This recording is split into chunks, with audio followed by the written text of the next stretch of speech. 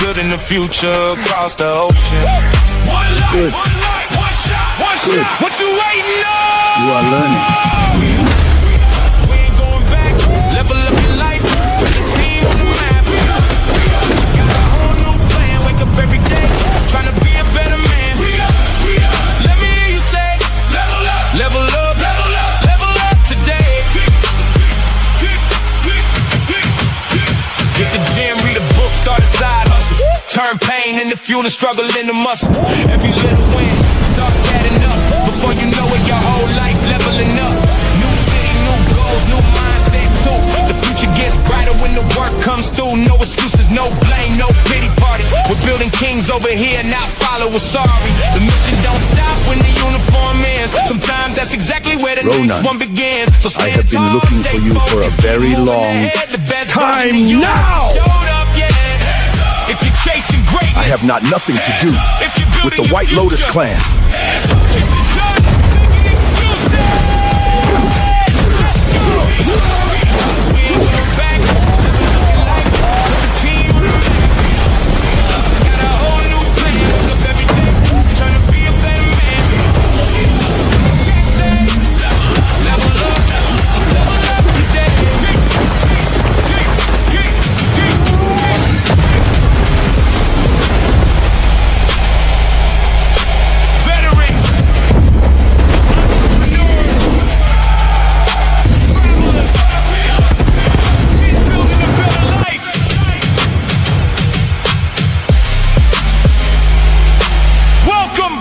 to Ronin Travelers. Now let's get to work.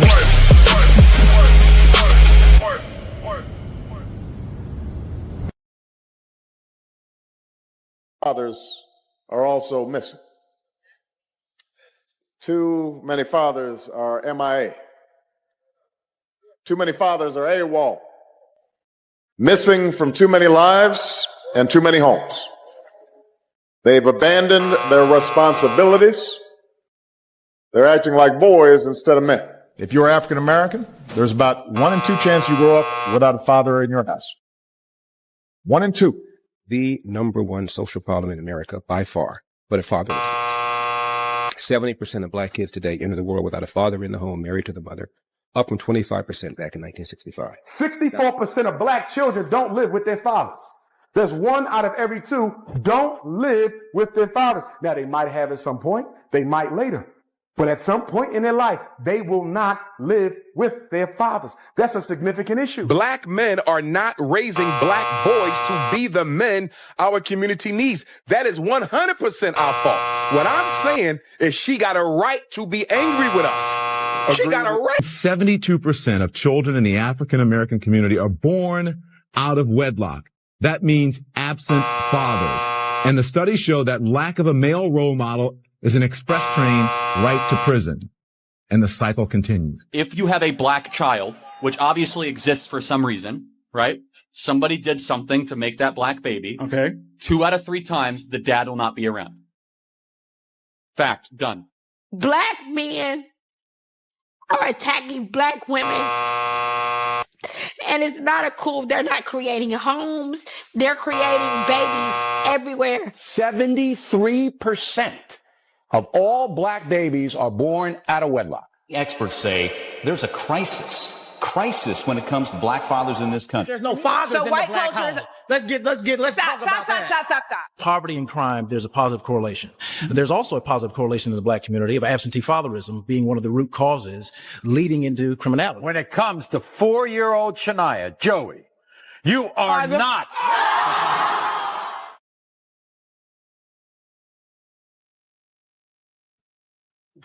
Welcome to another live with Ronin Travelers. The lies that are being told about good fathers. I can't stand it no more. You know, there's so many different lies and talking points out there with statistics to back up this and that and the other thing. You know, the statistics themselves can be catered toward a certain hypothesis. I go round and around with my brother Felix about this all the time. He always wants statistical data because he feels like that's the only way to prove a point. But at some points, what is the reason of doing statistical data if you're not trying to disprove a point? You get what I mean? So at the end of the day, we're going to talk about, by the way, let me just say to everybody listening, happy Father's Day. Happy Father's Day. There's some of us that are doing it right, and there's some of us that are attempting to do it right. Because I'm not going to throw any shade. I know women throw a lot of vim and vigor, and they are really using your child as a weapon. They have weaponized the police. They have weaponized the court system. They have weaponized everything they can to put a leash around you to try to control you and do their bidding and be at their will. So, a lot of shows are going to go through and say, this, that, and the other thing about statistics. My history, I'm going to give you straight up facts. I'm going to call it straight down the middle. And I'm going to support it with information and real lived experience beside for statistical data. And I'm going to have both men and women speaking in commonality when it comes to really what's going on in our community, because some things can't be measured by statistics, because like I said, who's going to spend the money in order to fact check something they want to be out there as a rumor? You get what I mean? So in that respect, and that's what I'm going to talk about today. I'm going to look in the chat here and see who's already in the room. Trying to get some fellas. Hey, I know there was some huge drama over in the Razor Rays space. So, like I said, welcome, LJ, the Southern Vegan. Appreciate you, brother, for always supporting the channel. I got my super mod in here, Uncle Guns. I see.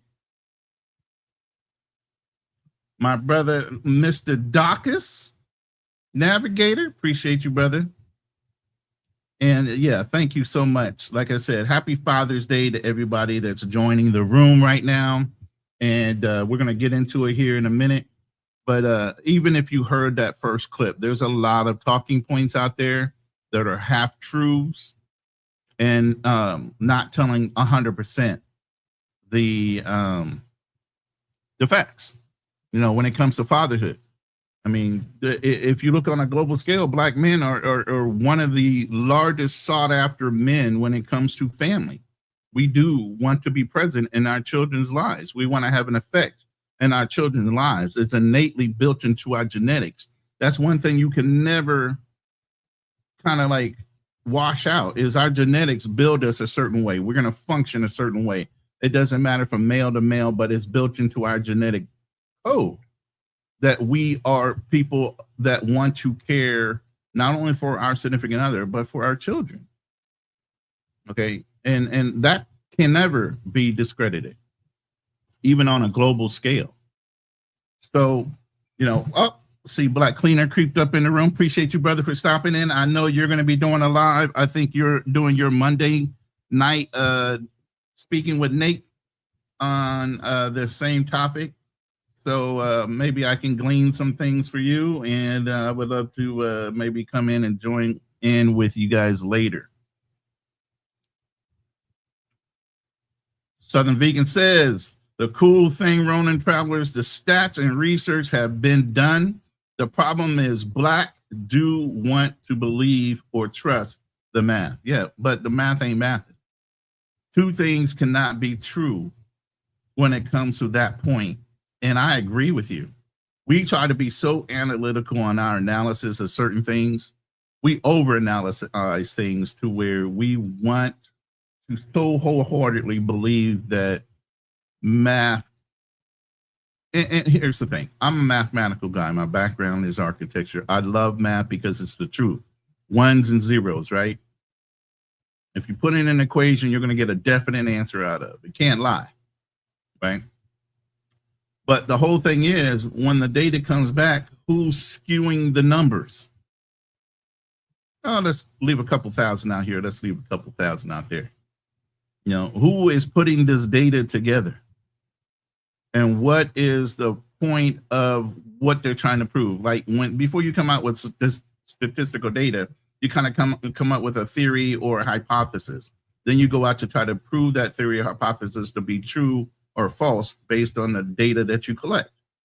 So if you're trying to prove your point, you might want to, like a lawyer, omit certain truths or tell half truths in order to make your data fit your theory.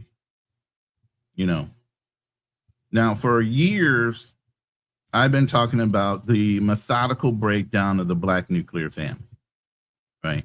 And I'm going to go into this first slide just so you guys can see what I'm talking about. Okay. Salute, Molly. Molly, how you doing?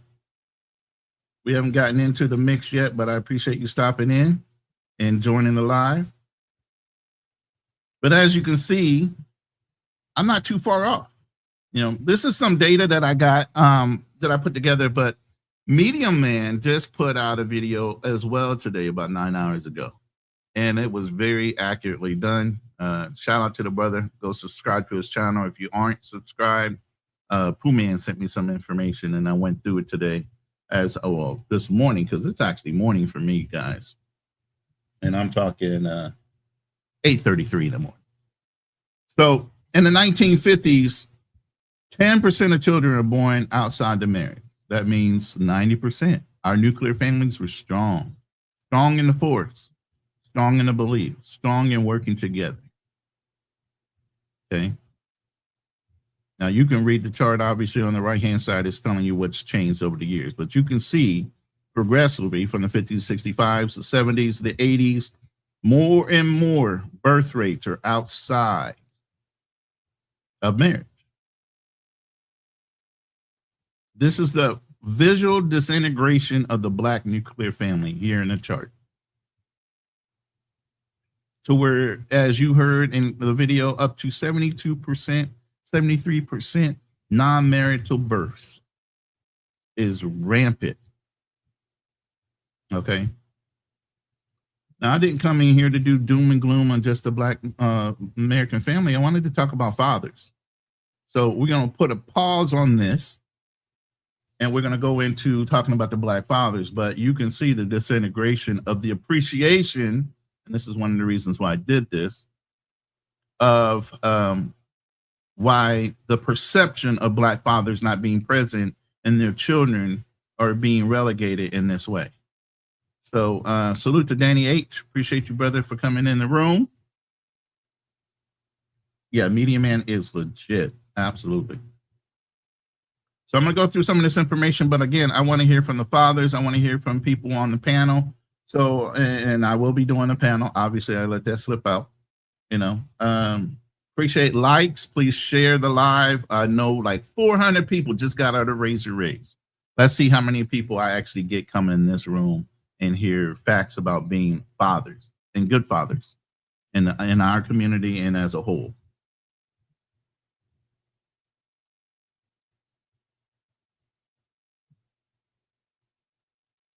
So the first question to me in my mind was, what's a good father? You know, I had that question, and, you know, I was running it down with ChatGPT and Claude and, you know, different areas. And what are the 5 areas of what a good father would be perceived as? And I'm talking on a male point of view, because God dog, I mean, a woman will tell you about 50 different other things that have no variable on actual fatherhood. Okay. But obviously, as a father, and I think these are good 5 points starting off, you got to be a good provider. You know, you got to be able to give protection to your legacy, your seed, your mate. You know, being present is important, very important. And sometimes it can't be physically because we're out there making this money, right? And sometimes that takes us away from our home. Obviously, I was in the military. I did a lot of deployments. Let's put it this way. My first wife was pregnant when I left. By the time I got back, because of the Gulf War, my son was 9 months old, walking and talking. Now, that's out of my control. But you can be present in other ways. You can make phone calls. And now, even more so than when I was, because we only had sat phones back then. There wasn't no such thing as like an internet that was on a consistent basis. None of that. Now you could be present whether you're physically in the home or not, video calls on a regular basis, you know, checking in with your significant other so you can at least hear some of her angst if you're deployed or if you're a digital nomad or you're being carried away for business or having to work out in the country. I know several brothers that work in one country, but their wife or significant other is living in a whole nother country. You know, some of the other things as a father you should be instilling and doing in your kid is guiding and discipline, giving them analytical basis on why right and wrong, consequences for actions, things like that, or things that build or display good fatherhood. And being able to work well with your partner, co-parenting. You know, you guys got to have, maybe she grew up a certain way and she never got spanked. Maybe you got whipped to hell and back. I mean, some kids literally close to being abused, you know, and back in the day when whipping wasn't a problem and the whole neighborhood would whip your ass and tell your parents and you would still get whooped and they wouldn't turn around and get on the other person for correcting your actions. Man, my mom was diabolical back in the day. Okay. Matter of fact, she was a student. She was a assistant teacher at some of the schools we used to go to. So literally, if my brother was acting up, man, she would literally go in the room with all the kids, bring him up to the front of the class and whip his ass right there in front of everybody. Then the next day, you know how you had those whelps on your legs? She let you wear shorts the next day, just so you can continue to have that shame. And I think that's a lot of things that are going on in this world. A lot of people don't have shame, no guilt. You know, promotion of sex is an okay thing in America now. You know, it's getting really, really bad.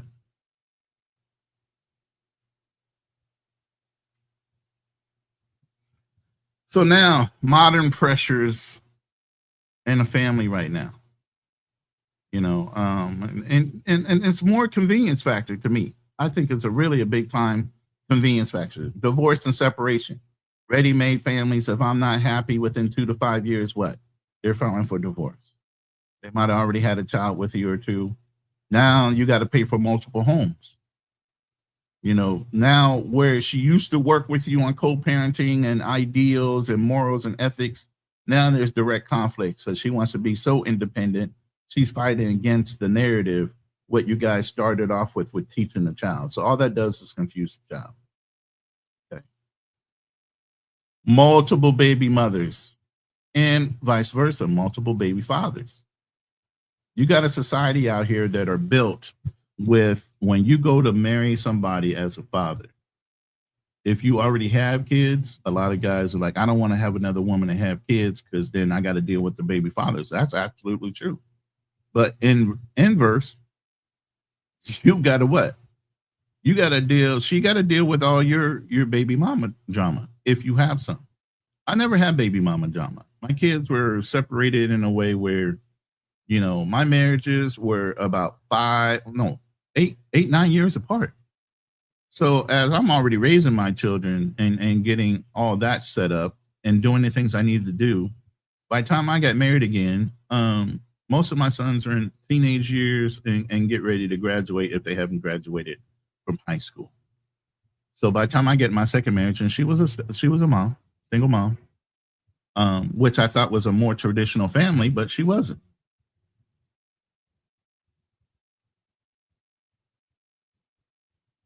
This is the big picture I wanted to see, because it seemed like to me in the media, there was more attention given to mothers on Mother's Day than there are on fathers.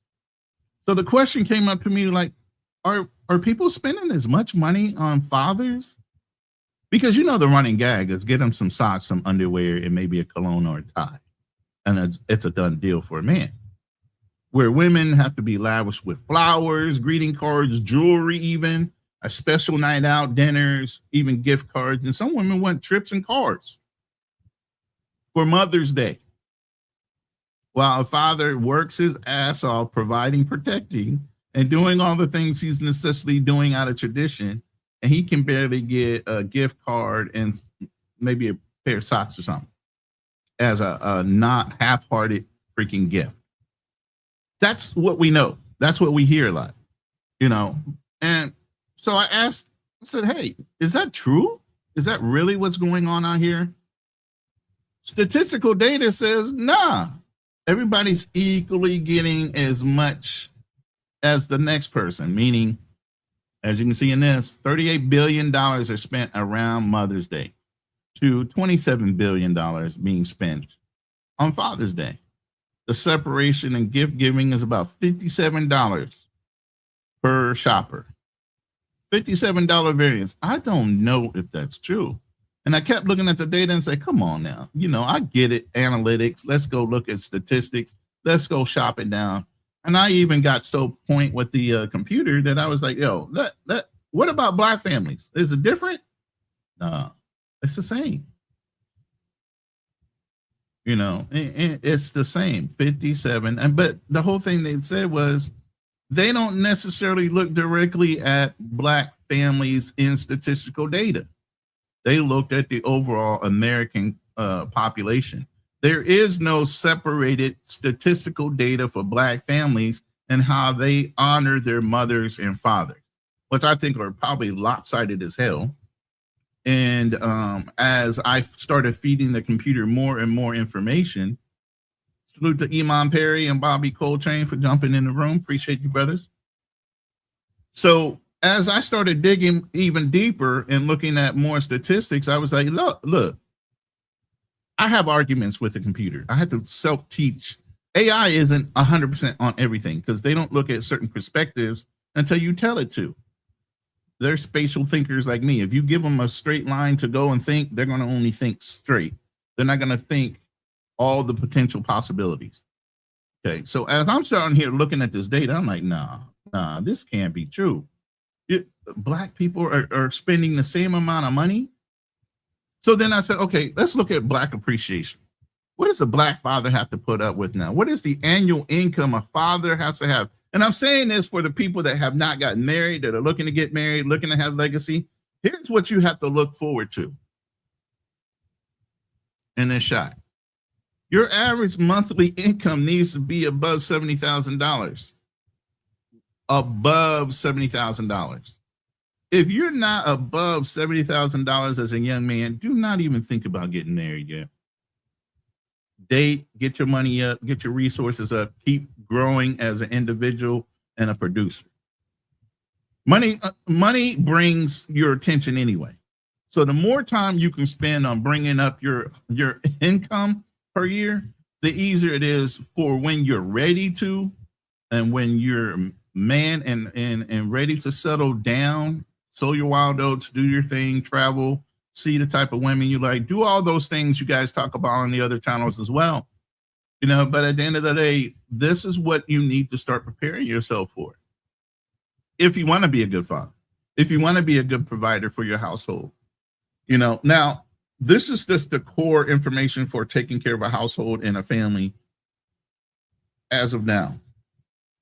Now, if you got a certain type of wife or a certain type of woman, because you're simping for that 9 and 10 or 8 or whatever, she's going to have certain demands outside of what you think you need to be paying for.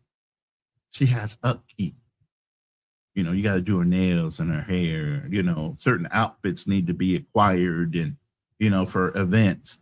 Then when you add children, that starts adding up even more. Okay. But if you're nowhere close to these numbers on this chart, get getting married out of your brain for right now. Just focus on yourself.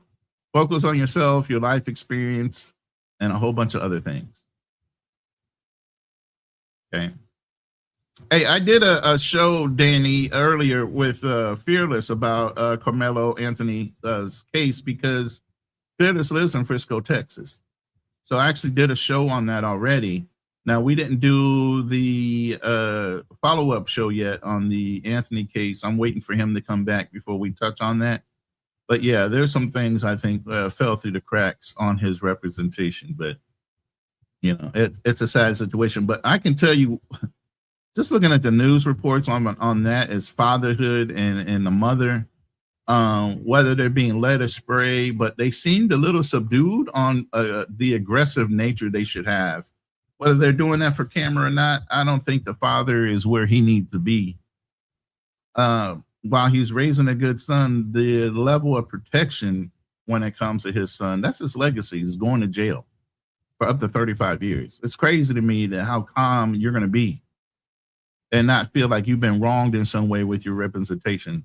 Immediately saying, we're going to do a retrial. I'm going to post bail again. No, we're not going to settle for this type of thing. I don't see that kind of level of aggression.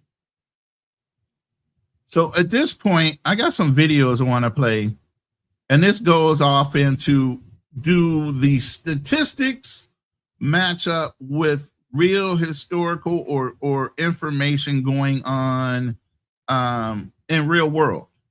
So then I started marrying up images or videos and letting the computer listen through the transcription and say, look, I heard all your statistical data. Now let's talk about what's going on in the world. You might just be looking at data. Let's talk about other people's personal experiences. All right. So I started playing these different clips for the computer to listen to. I once heard my grandmother say, a broke man is like a broke hand. Can't do nothing with it. What kind of gangster shit is that? That was his grandmother's advice. That's right. Women, children, and dogs are loved unconditionally. A man is only loved under the condition that he provides something. That's right. Fellas, when you meet a new girl, what do your friends ask you? What she look like? Ladies, when you meet a new guy, what do your friends ask you? What does he do? What the f*** does that do that can help you out? Can this motherfucker facilitate a dream or not? Those are big facts. Chris had a good point on the fact of appreciation of fathers. Now, that's outside of the statistical data on gift giving, right? That's outside of what the AI can see. So as I'm introducing new information to the AI, it has to rethink itself. And that's some of the things with you guys even getting into the AI market. The AI doesn't know everything. It has access to data. But data is also limited. You have to teach it. Just like you have to teach it your personality, you have to teach it certain things.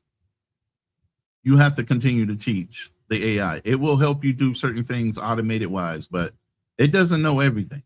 Father's Day the next clip. is the worst holiday in the world. I've done the research. I already know. Let me tell you something. Mother's Day is the second most celebrated holiday in the world. Christmas is first. So that means it's Jesus, then your mama. You know what Father's Day fall at? Number 20. I can't think of 18 other holidays. Do you realize Halloween is number 6? Does that mean ghosts and goblins go before fathers? Arbor Day is number 13. I don't even know what that is. I just know it come before me. That's crazy. Columbus Day is number 16. Celebrating Columbus Day is like celebrating somebody finding money in your house. Where you get that $50 from? I discovered it in your kitchen.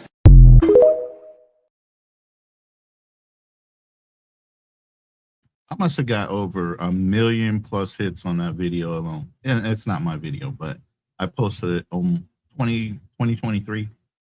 But that still stands true to this day. You know, between those two gentlemen, we're the most unappreciated people on the planet.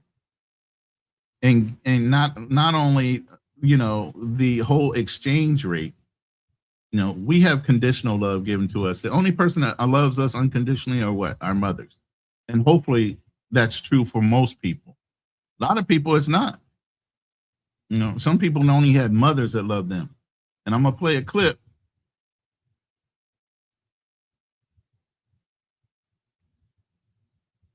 Just so you can see that angle.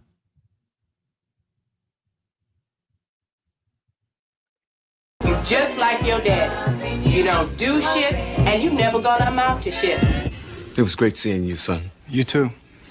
Lou, how come you don't want me, man? It's what a lot of our kids are dealing with. You know, so when you hear certain people talking about, you know, well, that's not what the statistic says, that's bullshit. That is bullshit.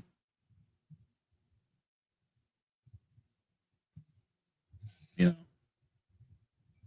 let me do this last one. I don't know if you know this brother. He does a lot of shows with Tyler Perry. Him and his wife are out of Texas. Great family. Let me pull up his video real quick. I told some ladies one time, I said, let me show y'all how to find the perfect husband. And of course, you know, a room full of ladies. He finna tell it. And they start pulling and pulling and pulling. Yeah. I said, I need you to make a list of everything that you want him to be. Make a list. Everything I want his credit score to be 850. I want him to be making $200,000 a year. He got to have his own house. I want him to be well groomed. He got to be well rounded. I say, make everything on that list that you want in a person. Do it. Put it all on there, everything. And become the list. See, we're not willing to become the list of what we want. See, you just want a bunch of stuff, but you're not willing to become a bunch of stuff. So that's the checklist on the pressure points of women wanting great fathers in their lives. And we all know the 666 thing and all these other factors. But when you turn around and throw the mirror up and say, are you a reflection of the same thing you're asking for? Oh, wait a minute. Wait, what? Should I have to do that? You should. How are you asking for more than what you can provide? You know, but here's the thing. Hypergamy works that way. Men always will be able to reach down and pull up a woman to his level and teach and guide him and nurture her in order to be a productive person in their lives. Women inversely want a ready-made product. They are not trying to help build you, reinforce you. Not nowadays. Now, back in the old days, oh, absolutely. Because they were being raised to what? Cater to their men. What are a lot of brothers doing nowadays that reflect that? They're looking elsewhere. They're going down to South America, Colombia, DR. You know, they're going over to Asian countries like Thailand, Philippines, where I'm sitting, you know, Vietnam and others. Some people even going to Western Europe, you know, where they still are taught to be wives.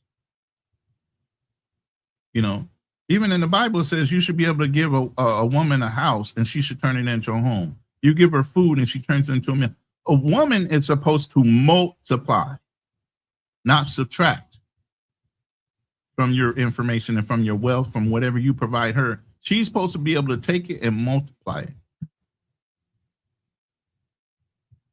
You know, so for every effort we do, there should be a positive reaction, right? That's not necessarily happening.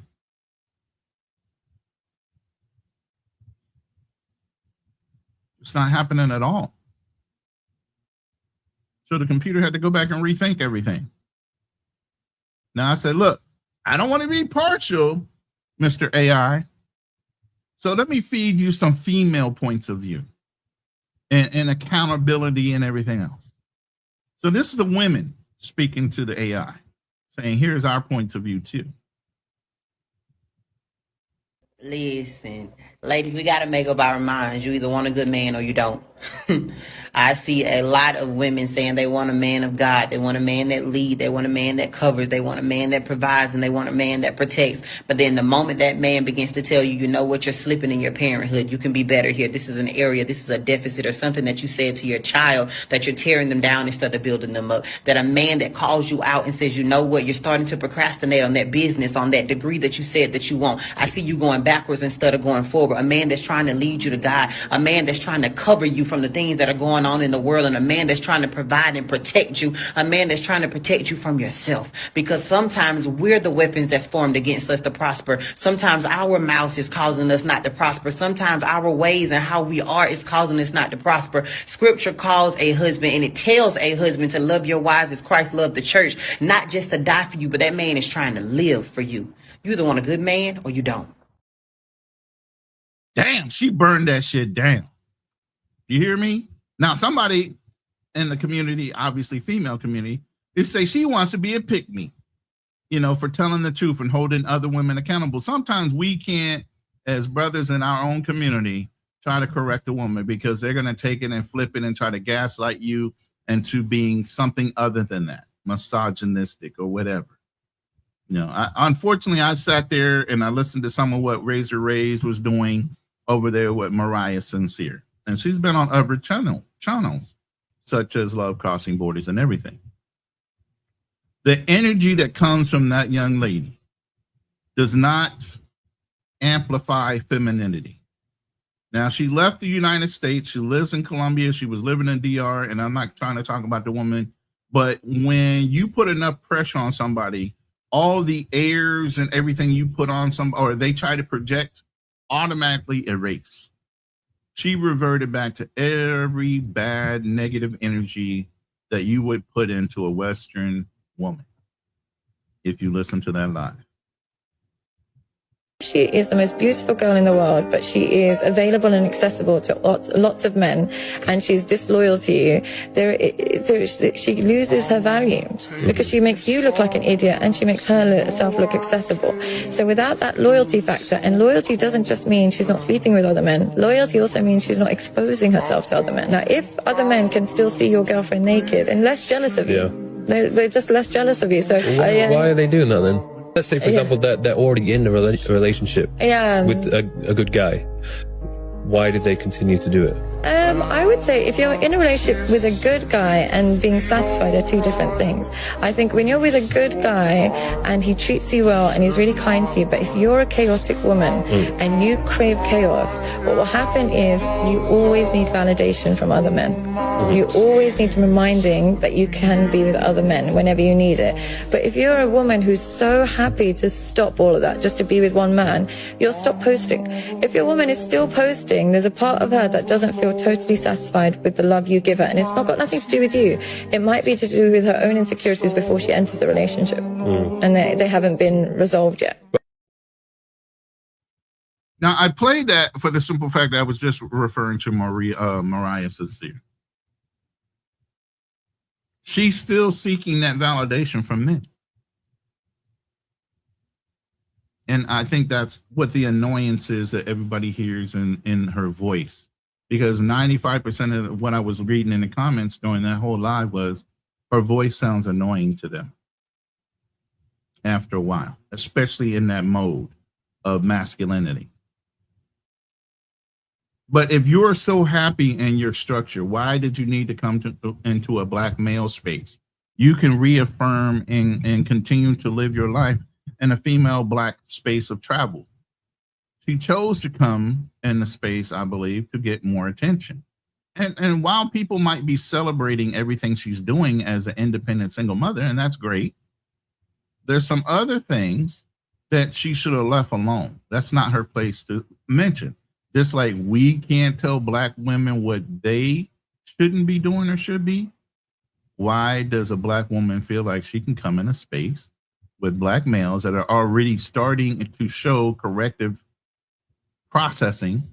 You have other brothers that are already trying to show a corrective way of leading their lives in a more beneficial way. Why do your voice need to be added to that? That's conflict. That's chaos. And some women flourish in that. But if you go back and watch that video, because I'm not going to say too much more on it, go back and watch the live that Razor Rays just did today, and see if your opinion changes on the femininity level of her. This is the last video. Like, we didn't create welfare, we were handed it. But welfare gave us all that we needed to say, F that man. And then we wonder why we have to return our children to their fathers, which is the prison system, because the government is your baby daddy. Now give us our son. We fed him through food stamps. We housed him through HUD and Section 8. We the baby daddy. Give us our child.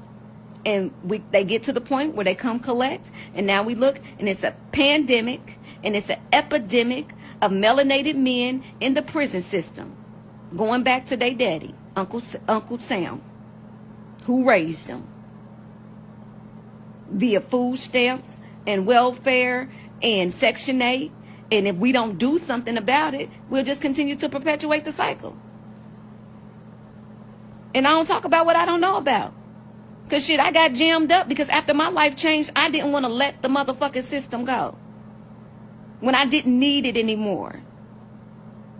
And I got fucked up behind keeping an apartment, keeping a Section 8 apartment. Thinking to myself, if I was ever to be homeless again, me and my baby's gonna always have somewhere to go. And the motherfucker reported me to welfare. I got real fucked up behind that shit. I don't talk about what I don't know about, baby. I'm a single mama. She's saying that with her whole chest. But it's the truth. They have suckled on the breast of Zaddy. And this is what has happened in our community when it comes to appreciation of fathers. But are we good fathers? On a global scale, black men specifically are very good fathers. Like I said, beside the YT man, we're the second most sought out after culture or race on the planet. And I'm saying black American men, because we do have some cosplayers out there, some tethers that are cosplaying black American. And they're nowhere close. As a matter of fact, they get upset when they see black Americans because they can't cosplay no more. I had just flown into Manila about 3 months ago, and I took my lady, and we're walking in a mall, and there was an African guy with his Filipina and us. He was sitting there, and she had mentioned and said something to him about me and her, and he was getting angry already. But at the same time, he was bickering at her because she wanted to go and stop, and she didn't ask him to pay for anything. She wanted to stop and look at trying to get her hair done that day or something like that. And he was just bickering. My lady's like, damn. I said, yeah, that's the difference between an American and an African. Her mouth, the same reason I don't like Muslims. Hey, by the way, I have dropped the link in the chat. I'm going to go ahead and open it up. Enough of my mouth. I've been talking for about 43 minutes with basis of factual information, statistical data, right along, like I tell my brother all the time, Fearless, who happened to show in the room. I know it's Father's Day, and I don't know if he's busy or not, but you guys are more than welcome to hit the panel. I just pinned the message to the chat. If you guys want to hit the link, you can. And come on up, and let's chop it up a little bit on Father's Day. Again, for those that came in late, I appreciate all fathers. I'm a father myself, and I know the hard work that goes in being a great father.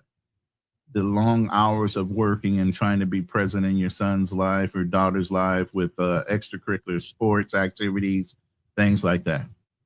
So I know the extra effort you have to show regardless of how hard you work that day. So shout out to all the fathers out there. And before I bring anybody up, the link is in the chat, like I said.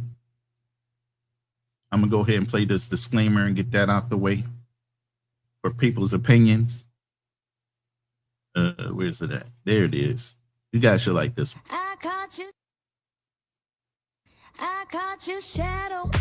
Before we step off, this is the Ronin Travelers Podcast disclaimer. The views and opinions expressed on this show are for commentary, discussion, education, and entertainment purposes only. Nothing said here should be taken as legal, financial, medical, military, or professional advice.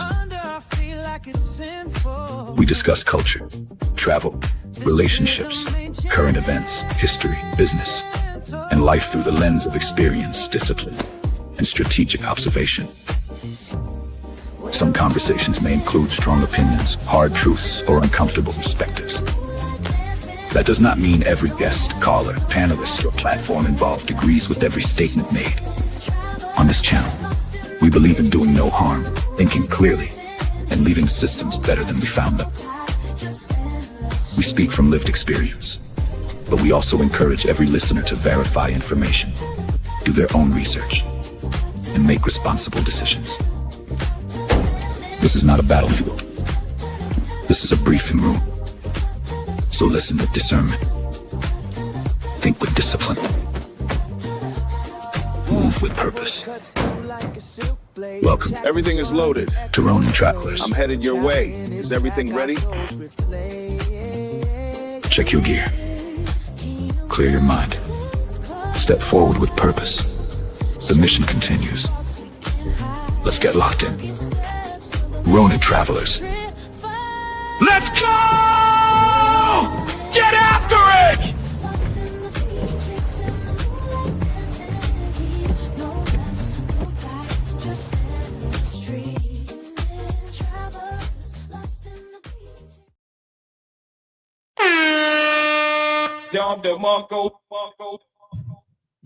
Like to welcome my brothers, Black Cleaner and formerly Black Man's Travel, Unfiltered Perspectives. I don't know what your name is anymore, brother. What you going to settle down with? Is it Unfiltered Travel Perspective? What? Come on, tell us the truth. What's your name going to be? You going to go back to Black Man Travels or what? No, I mean, the thing is, man, my website gets a lot of traffic, man. Exactly. You done built the brand and you're going to go again. Hold on. See, the thing is, people like, look, my name is very heavy in these streets, man. Maybe not on YouTube, but I just realized, like, shit, man, if I were to change my name, would that affect my web presence? And it's just like, I don't want to talk about the stuff that I've done in the past because I moved on. So I'm starting a whole new chapter. But, man, it's hard to get rid of brand equity.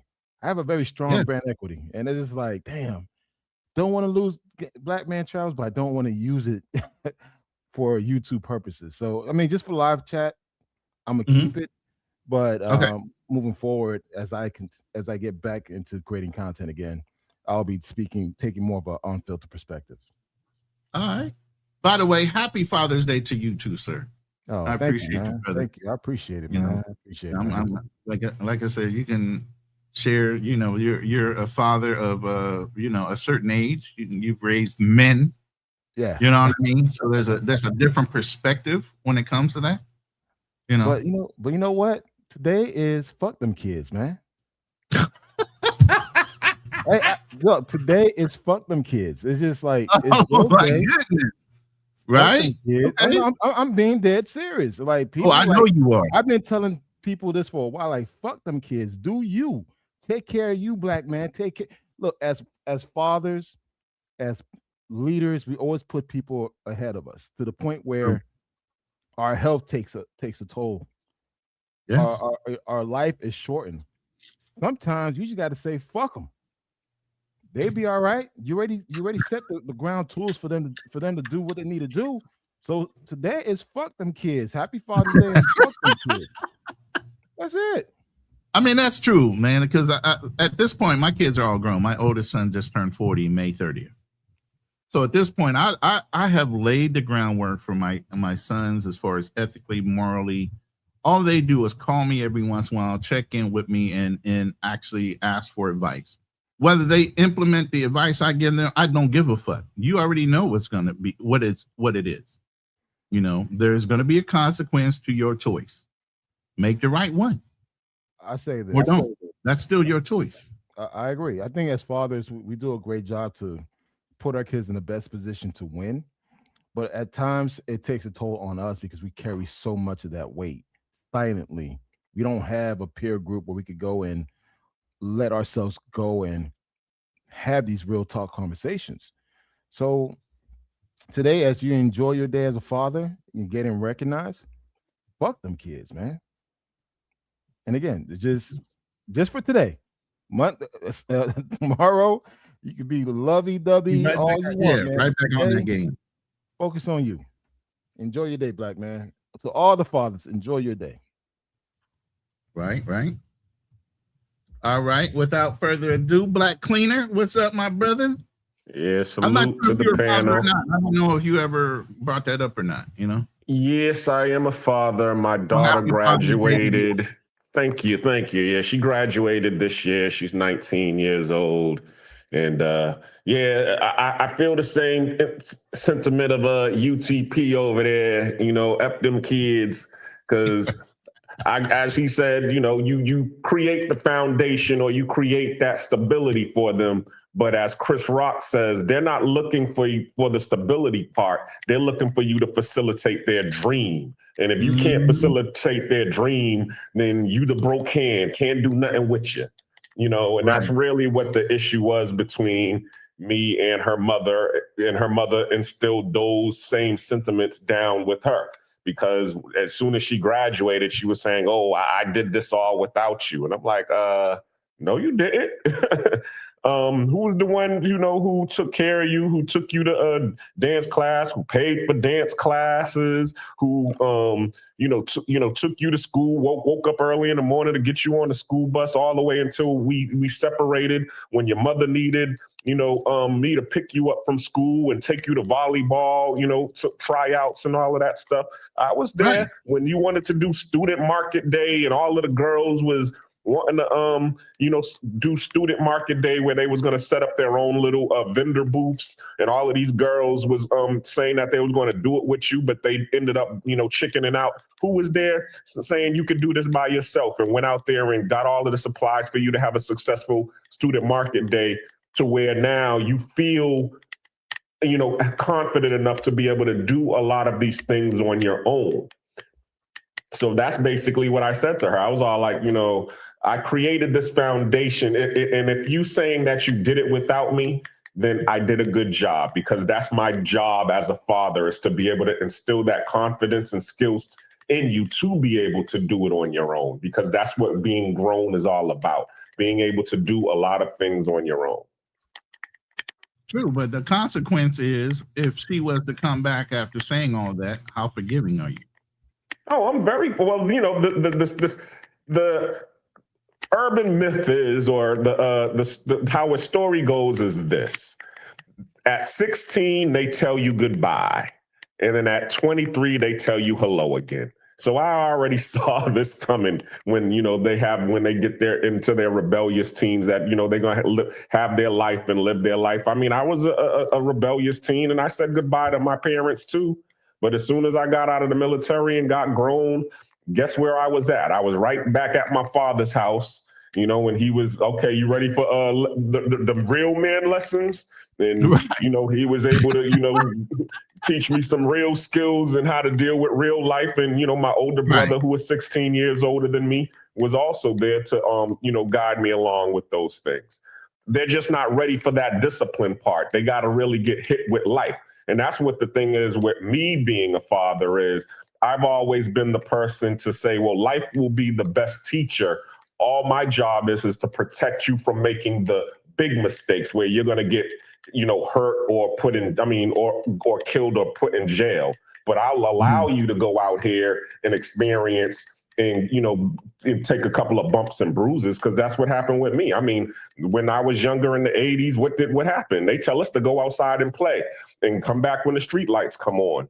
And that's what we did. They didn't know where we was at. They didn't know that we done took the bus all the way to downtown, or we done went all the way to the other side of town and was playing with the white kids and the rock quarry in Quincy. Anybody who saw, what was it? What was that movie? Bye Baby Bye with Morgan Freeman and the other one. I mean, Gone Baby Gone. Yeah, I was that's where it was not. It was like I'd say about 10, 15 miles away from my house, and my friends and my cousins and everybody. That's where we would go. We would go jump in the rock quarry and go play and do all of these little things until one of our friends died, and then now all of a sudden the family wants to know, where's this place at? And, we bring our mothers and my aunt over there, and they're like, damn, y'all was coming this far? I didn't know you was going that far. Yeah, you just told us to go outside and play. You didn't care. But those are the things that we was doing. We was, taking the bumps and bruises, and then we learned, okay, well, we can't go that far anymore. Right. So here's the question. It was in the comment, or actually, the question was actually in the title. Are good fathers today being used, undervalued, or being replaced by the system? And I want to hear from both of you guys on what you feel good fathers are being portrayed at. Go ahead, Kano. That's a good question. I mean, I don't think we're being used. I think a lot of good fathers are not being recognized for the stuff they do. So more undervalued. Yeah, I don't think being used. I think when a man decides to be a father, he's a father. He understands his role. He understands his commitment, his sacrifice. So he's not being used because he's allowing himself to be available to his children and provide his resources. So that's not being used. However, I think that they're not being fully appreciated for the things that they do. You see, there's a big difference when there is a father in the home. Like now, I have 2 teenagers and I have a 2-year-old. My oldest is 23. He's graduated from college, and he's doing his thing. But starting to stretch his legs globally too. Yeah, man. he literally took up the baton, man. I'm so proud of him, what he's doing overseas. I'm like, wow. But at the same time, when you 6'4", 250 pounds, defensive tackle, it's that helps a lot. But I think it's not being used, but it's just not being appreciated. But you could tell there's a big difference when a household is being raised by a leader, because you see the kids. Like I see the kids that my children friends are. There's a big difference. I see it, man, night and day difference. So in regards to the system being replaced, being replaced by the system, that's been going on since the 70s, man. Nothing changed. If you look at, depending on the Black family that you speak to, particularly mainly in the lower tier, that's common. That's a common thing. In order for you to get Section 8, you can't have a father in the home. In order for you to get certain benefits, you can't have the father there. But also, too, children that were raised in that type of system will continue that legacy by staying within that system. So I think that's a good question, man. It's really hard to answer that. Hey, there's no wrong answer, just perspectives. You know what I'm saying? What about you, Black Cleaner? And you're more than welcome to come up. Shout out to Pooh Man, but True Prodigy, as a young man, I would appreciate an answer from somebody that's a son looking up to his father, because I know your father's key in your life. Go ahead. I can see where they are being replaced by the system because, as I said, my daughter's mother, she was a millennial. So when and I'm a Gen Xer. So when you look at history, I'm coming from the knowledge and the tutelage of the silent generation and the baby boomer age, where, my grandparents and my parents, they use cooperation and discipline in order to build what we had in our family and our family structure. And because of that, we were able to be successful as a family. My mother was able to get her own house. My grandparents, they had their own house, and they had an actual corner store. And that's on both sides, my mother and my father's side. Even though my mother was a single mother, that my father was still active in my life.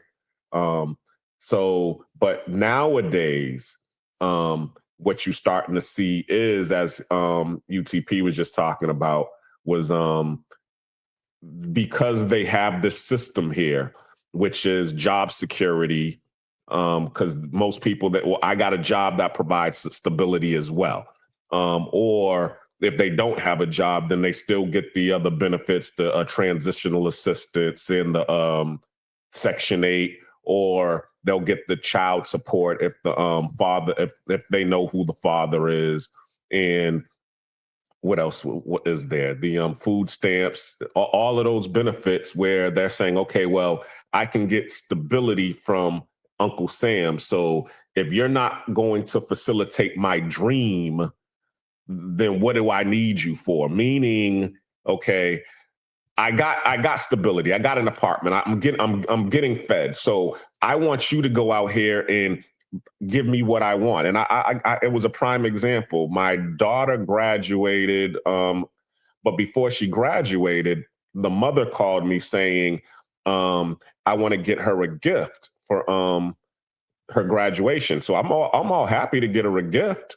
Oh, how much is the gift going to cost? Oh, it's going to be $1,000. What is the gift? She's trying to get you with that one. No. What? So I said, what is the gift? Oh, it's Ariana Grande tickets. Okay. So now, because I know all of these stars like Beyonce and Chris Brown and all of these people is charging these exorbitant amount for tickets. But I said to her, I don't mind giving my daughter $1,000. That's not a problem, because she gets child support anyway. But I'm not going to give my daughter $1,000 for a 2-hour event. But it's her graduation present. I don't give a damn about it being her. Well, you need to get her if you want me to give her $1,000 graduation present. It better be something substantial, and it ain't gonna be no damn 2-hour event where in 2 hours my $1,000 is gone. Do you know what I had to do in order to get that $1,000?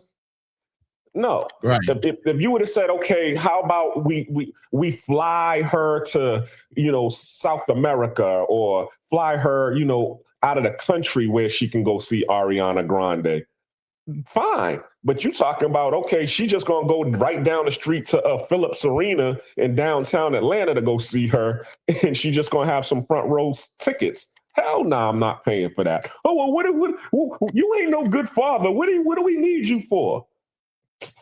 For stuff like this, to let you all know that I'm not rewarding foolish behavior. That's what you need me for.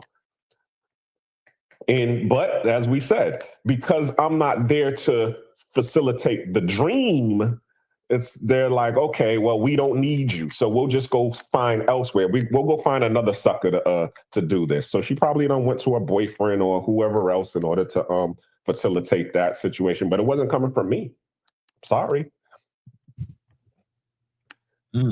So in the end, yeah, they'll since they got the stability over here being funded by Uncle Sam, they looking for the father to facilitate the dream, and if he can't do it, what good is you? We gonna find somebody else, the simp or whoever was gonna be able to do it. The good old stepdaddy. Black Cleaner, you basically said what Fearless was talking about in his comment. The problem is fathers make lives easier. And when people live an easy life from a father's hard work, they don't understand the pressure and the hard work it takes to keep the system running smooth. Ain't that the truth? Exactly. They don't know. They have no idea. And, just to go back to, even with my oldest son, for years, obviously, I was traveling. I was in the military. I had already been married. He has come out to grow a relationship with his brothers that I had with my first marriage and all that. Through all that, I was paying my child support, doing everything I needed to do to support him. And I even bought him a car when he graduated and all these other things. And I said, look, I don't know what your mom's saying. I'm not going to sit here and argue about, semantics of anything. I said, you'll understand once you get older. When I moved back to Kansas about 7-8 years ago, for a little bit, I had things that I kept just so that I could sit down and have a conversation with my son who lived in Kansas with my grandchildren. And he had already been married. He has kids now. So some of the things you can explain to your child immediately, and some things they have to, like you said, Black Cleaner, live through it. And then they have a more open perspective of understanding what that father had to do and appreciate it more in order to be present in their lives, because there's a push and pull. Some things they do see and some things they don't see anything, and they won't realize the effort, like Fearless was saying, that went behind making it appear to be easy when it wasn't. It was difficult as hell, and it's a thankless position. but it's the position that we were built to do. You know, I think somebody had a question. True. Where did it go? Yeah, But his question was in regards to if you will have kids at this age. Yeah, and for you answered it, and for me, yeah, I plan on having quite a few more kids. And I'm even done. though Kanal said I'm done at 48, I'm done. 58. I'm 10 years older than you. No, I mean it's a big difference. And man. I'm still gonna have at least 2, if not more. Well, usually when you have a boy, you know, that's really what you wanted. So as when you usually have your sons, you could say, okay, well, I've actually accomplished. I got the person who's going to carry on the legacy, so I'm good. Nah, because I got 4 boys. I still want a girl. Well, there you go. See, I have a girl, and I'm looking to start all over, and I'm hoping to get a boy this time. I got a granddaughter, but that doesn't count. That's not. Let me tell you this, guys. Let me tell you this. Like, it's nice to say that you want a kid. Until you, I know the responsibility. That baby. Like for me, like there's a big difference when I had my first son, who is now 23 years old, compared to my 2-year-old. Your body changed, life changes a lot. I mean, yes, you enjoy the experience a lot more. I'm more grateful for this experience because I cherish it more compared to like 20-something years ago. But make sure your health is in order, man. Don't be that selfish to say, hey, you just want another kid, and knowing that your health is not up to par to be heavily involved with these kids, man. Because that's one thing about me, man. I take my 2-year-old to the park. I see these older dads, they can't even play with their kids, man. Like, I could still run around, chase after my kid and be involved in his life. These other dads, man, I'm like, damn. So, yeah, we're older, but we're not that young thinking that, hey, I just want another kid. Make sure that you be involved, like you heavily involved besides the money. So as for me, I'm done. I'm done. I'm good. Is wifey you got okay? A 2-year-old. So wait. Is wifey okay with that? I'm done. Yo, she tired of tubes. Okay. Well, that I'm means you're done. I'm cream pieing all over the place with no worries. Yo, man, here's the thing, and I understand what you're saying.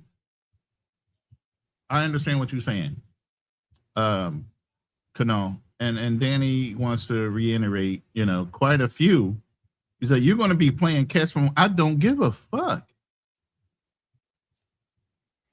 Half of having children is not just about you. It's about the other person, your partner. The woman that I'm courting right now, and the woman that I'm going to be married has no children. She's a Filipina. Do you understand what that means when it comes to family, identity, culture?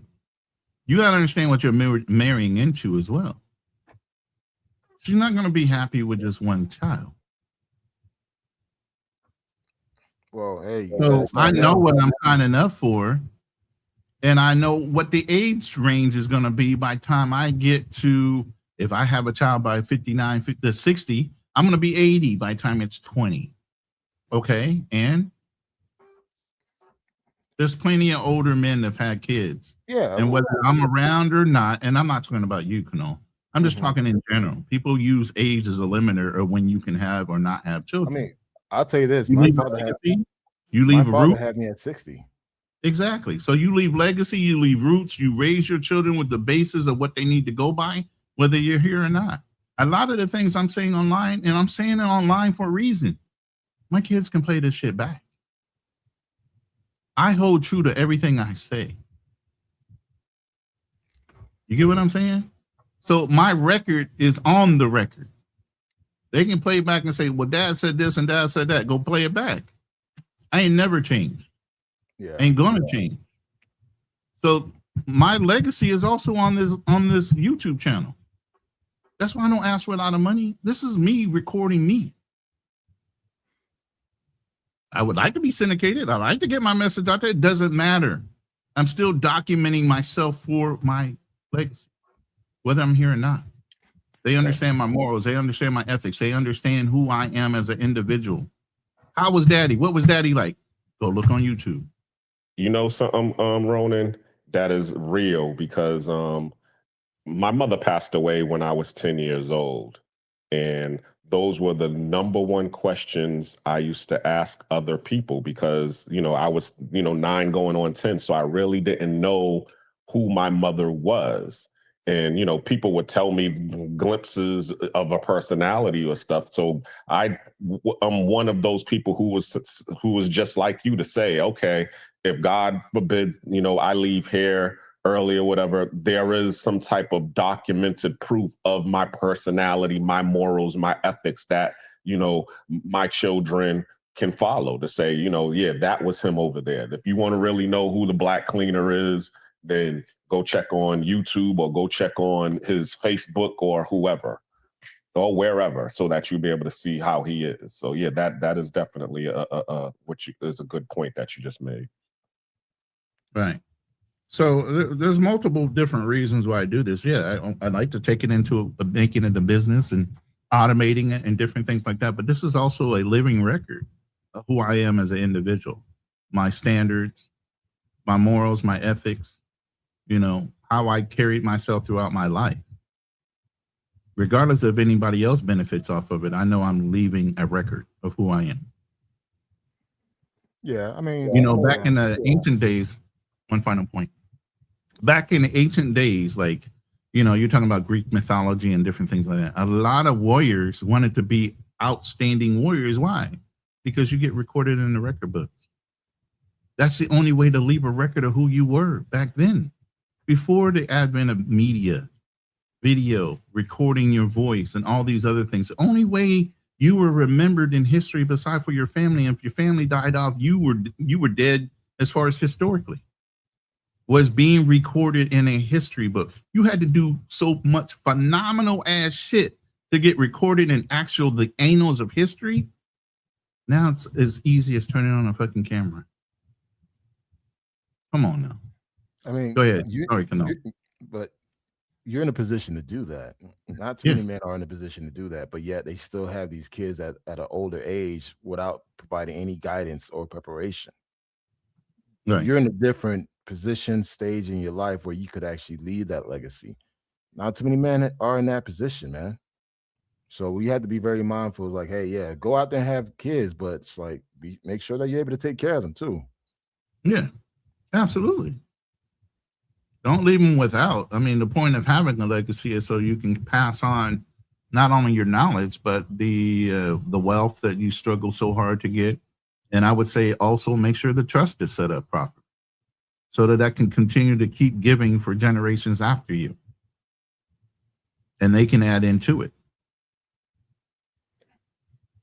Well, I will say this, okay, because my father didn't leave us with anything. He had 6 kids, 4 different baby mothers or wives, and we all had to bury him at the end. Not saying that he didn't leave us anything, because he had his own pest control company when I was younger, and he was the one that taught me the first skill, aside from the military, that allowed me to keep feeding myself and be able to create, the wealth that I have now was based off of the initial skill, which was pest control. And then it gravitated into the cleaning and the restoration and environmental industry. But of course, he was there with the foundation, child support, and all of that stuff. But he squandered his wealth away, being out here like what we talking about, simping and, being a philanderer to many women. And none of those women who he was giving his money to were at his funeral. The only people that was at his funeral were his kids and his family. So that was another reason why, I'm highly against, when people be talking about the whole mongering aspect of the travel community. I have my father as a lesson to be like, hey, there is no benefit to being a mongerer. You might as well, try to, do something, that's going to benefit yourself and your legacy in the future versus going out here and just, spending your assets and your wealth foolishly like that.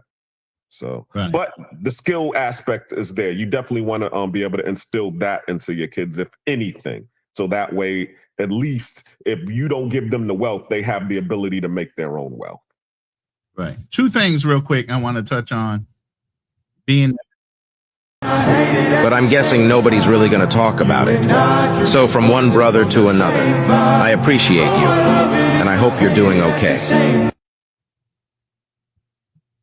So I just want to say that. Mental Health Month, it's a very important for men. Kunal brought it up. I think it's a really important thing to bring up that you need, and even Fearless brought up July and August are his months for his vacation. He took his family out May, June. July, August is his personal vacation time for him to spend how he wants. And it's real important as men that we need to invest in our own mental health. I know we go work out, we go do things in order to be distracting during the week or during the months that you're in there in the grind, but there's sometimes we have to decompress, and it doesn't necessarily have to include your family when it comes to decompression. And then the other one. Why weren't you free until 1865? Well, it took 2 years for the Civil War to end. Oh, so you were free when the war ended? Nah, not for 2 more months because Texas landowners wanted another harvest. That's not cool. Well, none of it was cool. But an army ship arrived on June 19th, 1865 and announced we were free. That's why we celebrate Juneteenth. I am a slave and the home of the brave, a product of the triangular trade. Please pardon my ways if I'm nervous or the slightest bit skittish. In the presence of the Portuguese, Spanish, Dutch, or British, they kept me in colonial chains. Tell me how to persuade them to chill or to save me, and still I'm a slave. There you go. It's Juneteenth this month. Just passed June 19th, which is Juneteenth, and celebrating that all at the same time and in the same month. So we have a lot on us as men, and we need to take our small wins and our holidays in order to appreciate ourselves, even if nobody else does it. You know, so shout out to all the brothers out there, all the people that are great fathers or great influences on young men, because it doesn't just stop at fatherhood. It also stops at the responsibility of making sure young men know their positions in life and can carry themselves with pride. You know. Now, I know Black Cleaner, you just did something on, I think, Juneteenth as well. And then you got a show coming up tomorrow, right? Chopping it up with Nate, your Monday night show.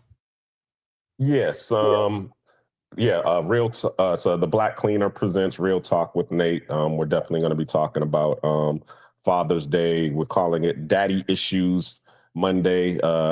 And we're going to be basically talking about, we want to hear your stories, the good, the bad, the absent. So anybody who wants to come and, peel back the layers on how their father has affected them, whether it was good, bad, or absent, and how, and has it benefited you? Has it, harmed you? We definitely want to hear these stories because, revealing is healing. So that's what my platform is about. I'm a expat. Travel is my therapy, but while I'm on my journey, I am healing, and I, offer my platform as a community so that all of us brothers and people that are in the diaspora can get on there and actually, talk about, some of these things that are plaguing the Black community and the travel community as well. And for those who don't know, Black Cleaner is an expat in Panama. So he actually lives in Panama. Okay. So this is for my listeners, per se. Yes. Danny says another aspect is, will a young kid respect and listen to an old man? I feared my pops because he was physically strong and I didn't want to get whooped. Believe me, my children respect me. I don't have no problem with that. So that's not even an issue, even as an older individual. If you're raising your children, they're going to respect you unless you're just some kind of a simp or a cockle. I don't get how you can have a child and allow them to disrespect you in your home. I'm going to say this, man. My oldest, as I said, 6'4"-ish, 5. Tall, big. He's tall and big, man. Well, former defensive tackle. Played football since he was 6 years old, man. I never have any fear of him disrespecting me because he Correct. knows, even though you're freaking 6'4", 6'5", whatever you are with long ass dreads, look very intimidating to some people. He knows better. So it's like it all boils down out of respect, man. You gotta lay it down in the house, make sure that they understand like you are the leader, but also understand that when to fall back. Because there's some times like, all right, cool, you're a man now, so I have to talk to you a certain way. You're no longer a child. But Right. I definitely give them their space, and that's what I mean by I don't expect a lot out of my sons. You know, I'll hear from them from time to time. They'll check in with me if they need advice, and even my nephew does this. He'll call me, hey, what do you think about this? I'll give him an answer. We'll chop it up for a while, and he's on his way. You've already instilled in your sons and your daughters your morals and your ethics and the things that they should do as regular people on this planet, and choices and consequences. You've already installed all that. They either going to fall back and actually learn those lessons, or they're going to learn the hard way. You can only do so much as a parent. And it doesn't reflect on you if they turn out to be the other way. If you did the right things up front. If you didn't even instill the bases in them, then that's when it starts to run awry. All right. We got another visitor. We're going to go ahead and welcome to the stage. Oh, what's up, y'all? Carl B. How you doing, man? I'm good. I'm channel. What's going on, Carl? I'm or good. KB, Happy Sunday. Happy Sunday.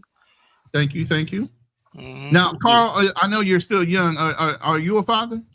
Oh, nah. I was at the gas station this morning, and he said, "Oh, the attendant was like, oh, you look like a young father. I want to tell you Happy Father's Day."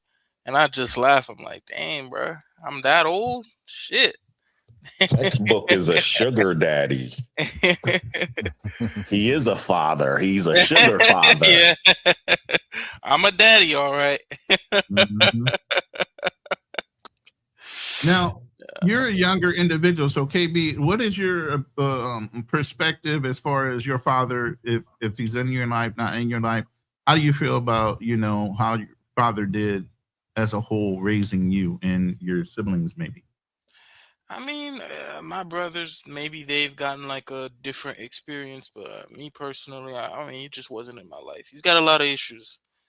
But what are you going to do, Was this after you grew up, or this is even from the start? He was never around. I mean, from the start, but it's one of those things where, you just don't kind of ask about, because, I'm just like, my mom, she's got a lot to say about my dad, but she's also crazy as a motherfucker. I know she's crazy. So, it's like, she's like, oh, your dad did this or that. And I'm like, yeah, but like, I've seen you kind of lash out before. So, I don't know how much of it is his fault and how much of it is her fault. Right. She's but not see, really that right there, the way you said that is the perspective. As you get older, you start broadening not only the front line of what you see your mom going through. Now you take it and you think about it like, okay, if you're acting like this, Mom, how much hell did you give my father? Yeah. And maybe that's why he's not around. But you didn't think it like that initially. You thought of that as you gotten older and wiser to some of the things that were being said or mind games that were being played by your mother. She likes her mind games, I'll tell you that much. Okay. That's fair. And like you said, everybody has a different perspective on their parents and what they've seen as far as experiences. Parents mellow or change with time.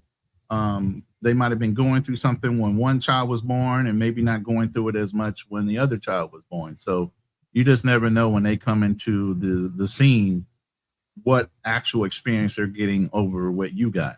Now, you have older brothers or younger? Or both siblings? of them are older. Both of them are older. So then they have a different perspective, maybe. Was the father in the home ever with your brothers, or just no? The first two, yeah, but the third one, me being the last, something changed, I guess, at that point, and they just had a massive falling out. But they were together for 20 years up until that point. 15, 20 years, yeah. So think my dad might have other kids at this point, but my mom, she only had kids with one man. Okay. But yeah. So, what is your perspective on what do you think as far as the main line of the show, which is are good fathers being used, undervalued, or replaced by the system?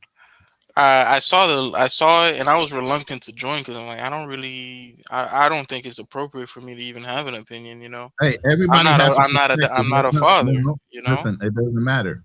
What is your perspective on what you see out there? Because, like I said during the show, I know you maybe came in late. I showed the analytical side of it with statistical data, and then I showed videos of people having adverse adverse experiences to what the statistics showed. So it doesn't matter whether it's statistical or it's observational at this point.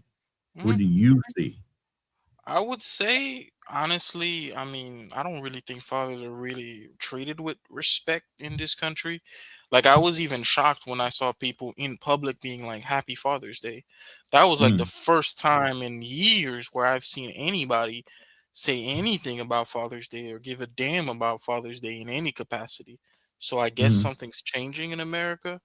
But part of the reason here why I don't even want to have kids here is because I know personally like 3 people who were fathers who after their divorce they were living in their cars.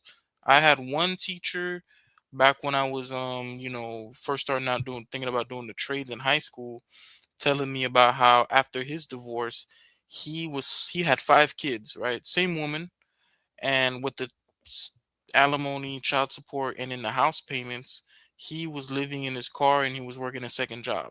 So his first job, was being a teacher. So he was teaching at the aviation school, and then at night he would have a second job. So he would sleep in the parking lot for 3 hours, wake up, go to the second job, sleep for like a couple hours, and then go back to the school and work. Yeah. Right. And I kind of went over that earlier with the cost of being a father nowadays. Yeah. So I'm like, at that point, I'm like, why am I going to do something like that? And that's if she doesn't want to make it hard on you. The system makes it so easy for her to be hard on you. So, most women that I know, they're going to want to marry a certain caliber of dude. But at the same time, it's like, if something happens and, the money isn't right or they have some kind of issues, it's like it kind of falls on you as a guy. And part of me, I'm just like, why would I want to have kids here if I know that I really could be dragged? You got to sleep on the couch now. You got to pay 2 rents, and then you have to pay your child support or alimony. And then people be like, well, sometimes you don't have to pay child. Like, bro, you're gonna be paying child support. You're gonna be paying something. If you make more than her, which most of the time men will make more than the woman, you're gonna be paying something, whatever it may be. And you're gonna have to not only, and if you decide, oh, I'm not gonna pay for the house or pay for the apartment, the courts are gonna make it even harder on you because now they're like, oh, you don't want to give any support. So now you probably could get back child support if you're not taking care of, if the court sees like you're not taking care of your family, like not paying for housing and education costs and things like that, even though the woman doesn't even want to be with you anymore, you still gotta pay. Are you looking at my notes? Oh no, I'm not looking at your notes. I'm just saying it's real. It's real. But the whole thing you talked about is what I brought up. So it's just perfectly reinforcing some of the things I talked about earlier. You just joining in and you're reinforcing some of the information I'm giving out in a real way. You get what I'm saying? Yeah. So I appreciate your perspective. That's why I said. Yeah. Like you don't expect people to act in a way that is fair when they know that the system's already in their advantage. If people feel like you're expendable or it doesn't really matter or that it's gonna go their way, people aren't gonna act in a fair way because they know they can run amok. And what are you gonna do about it at that point? You can't do anything. If you take the kid and you just go, That's what do they call? That's kidnapping. Now you got a national manhunt. If you decide, hey, I want to move somewhere cheaper with the kid, and you didn't ask, oh man. Now, I is don't that even the woman or that on the man? on the man's In your side. perspective. On the Now, man's side. here's the thing. I know within the last 2 years, there's a lot of states that have started pushing back on women's natural ability to claim custody of children. They are now causing mandatory DNA tests for children upon birth. If you fraudulently list a male as being the father and that man is not the father, you can be prosecuted for fraud and actually go to jail. And so there's a lot of different things where it's not necessarily guaranteed that a lot of these women are going to be able to maintain custody of a child they have, thinking they're going to lock the man down. And then with Donald Trump just recently, I think within the last year, didn't he start talking about, women have to start getting out to work and limiting what access they have to social services? I mean, aren't all those things happening right now in the United States? Yeah, and then also too, to add to that too, because I experienced this as well when me and my daughter's mother was separating, and the whole fear of child support was coming. And one of the things that I didn't realize was, as long as the mother is living in your home, you're not obligated to pay child support. So that was one of the things that I did in order to be able to to deal with that issue, was make sure that she was staying in my home. And then once it got to the point where I was able to qualify for some certain benefits, then it didn't matter if she was there or not, because the benefits was going to cover it, not just the home. So there are certain things that you can set up if you, in these situations, as they say, get your affairs in order just in case these things happen. Because a lot of times women are going to try to get into to extract your resources without you being involved. As they say, men are in love, women are in business. So you got to have that, that backup plan just in case these types of situations happen. You got any pushback with that, Kano? No. I mean, anyone that's going through any situation with their significant other, whether you're separating, don't be afraid of the courts, man. The courts are your friend. Yep. And I put myself on child support. I literally went to the child support office, put myself on child support, and I served her. And honestly, everything landed on my favor. So I always tell guys, man, listen, man, don't be afraid of the courts, man. Do not be afraid of the courts. If this is a baby mama, whatever it is, or wife, listen, man, protect your life, protect your peace, go to court. Don't be afraid of it. Do not do any, some type of banter between you and the mother that is not legal. Make sure everything's documented. Protect, you do have rights as a father. And man, don't be afraid, man. I served my ex and I put myself on child support voluntarily. So, Are you prior military, UT? Nope. No. Okay. But I did the same thing right after I got back to America, buried my brother. That was one of the reasons why I forced myself out. I was my mother's last child. My brother was shot and killed. So when I got out, we separated not more than about a year or two later. And we lived in two separate houses. That was the difference with you, Black Cleaner. And each time I gave her money, she signed a receipt. She started what? I made her sign a receipt every time I gave her money. Yeah, smart. So when I walked in, the judge was like, well, you owe for these months because y'all aren't living in the same domicile. I brought out a stack of receipts and gave them to the judge. Here you go. And I shut up. 95% of the time, if you shut up and let the judge talk, yep, be all right. Sometimes y'all want to run your mouths and you fucking run your mouths right into more trouble. The judge will fight your case for you if they're saying some fucked up shit.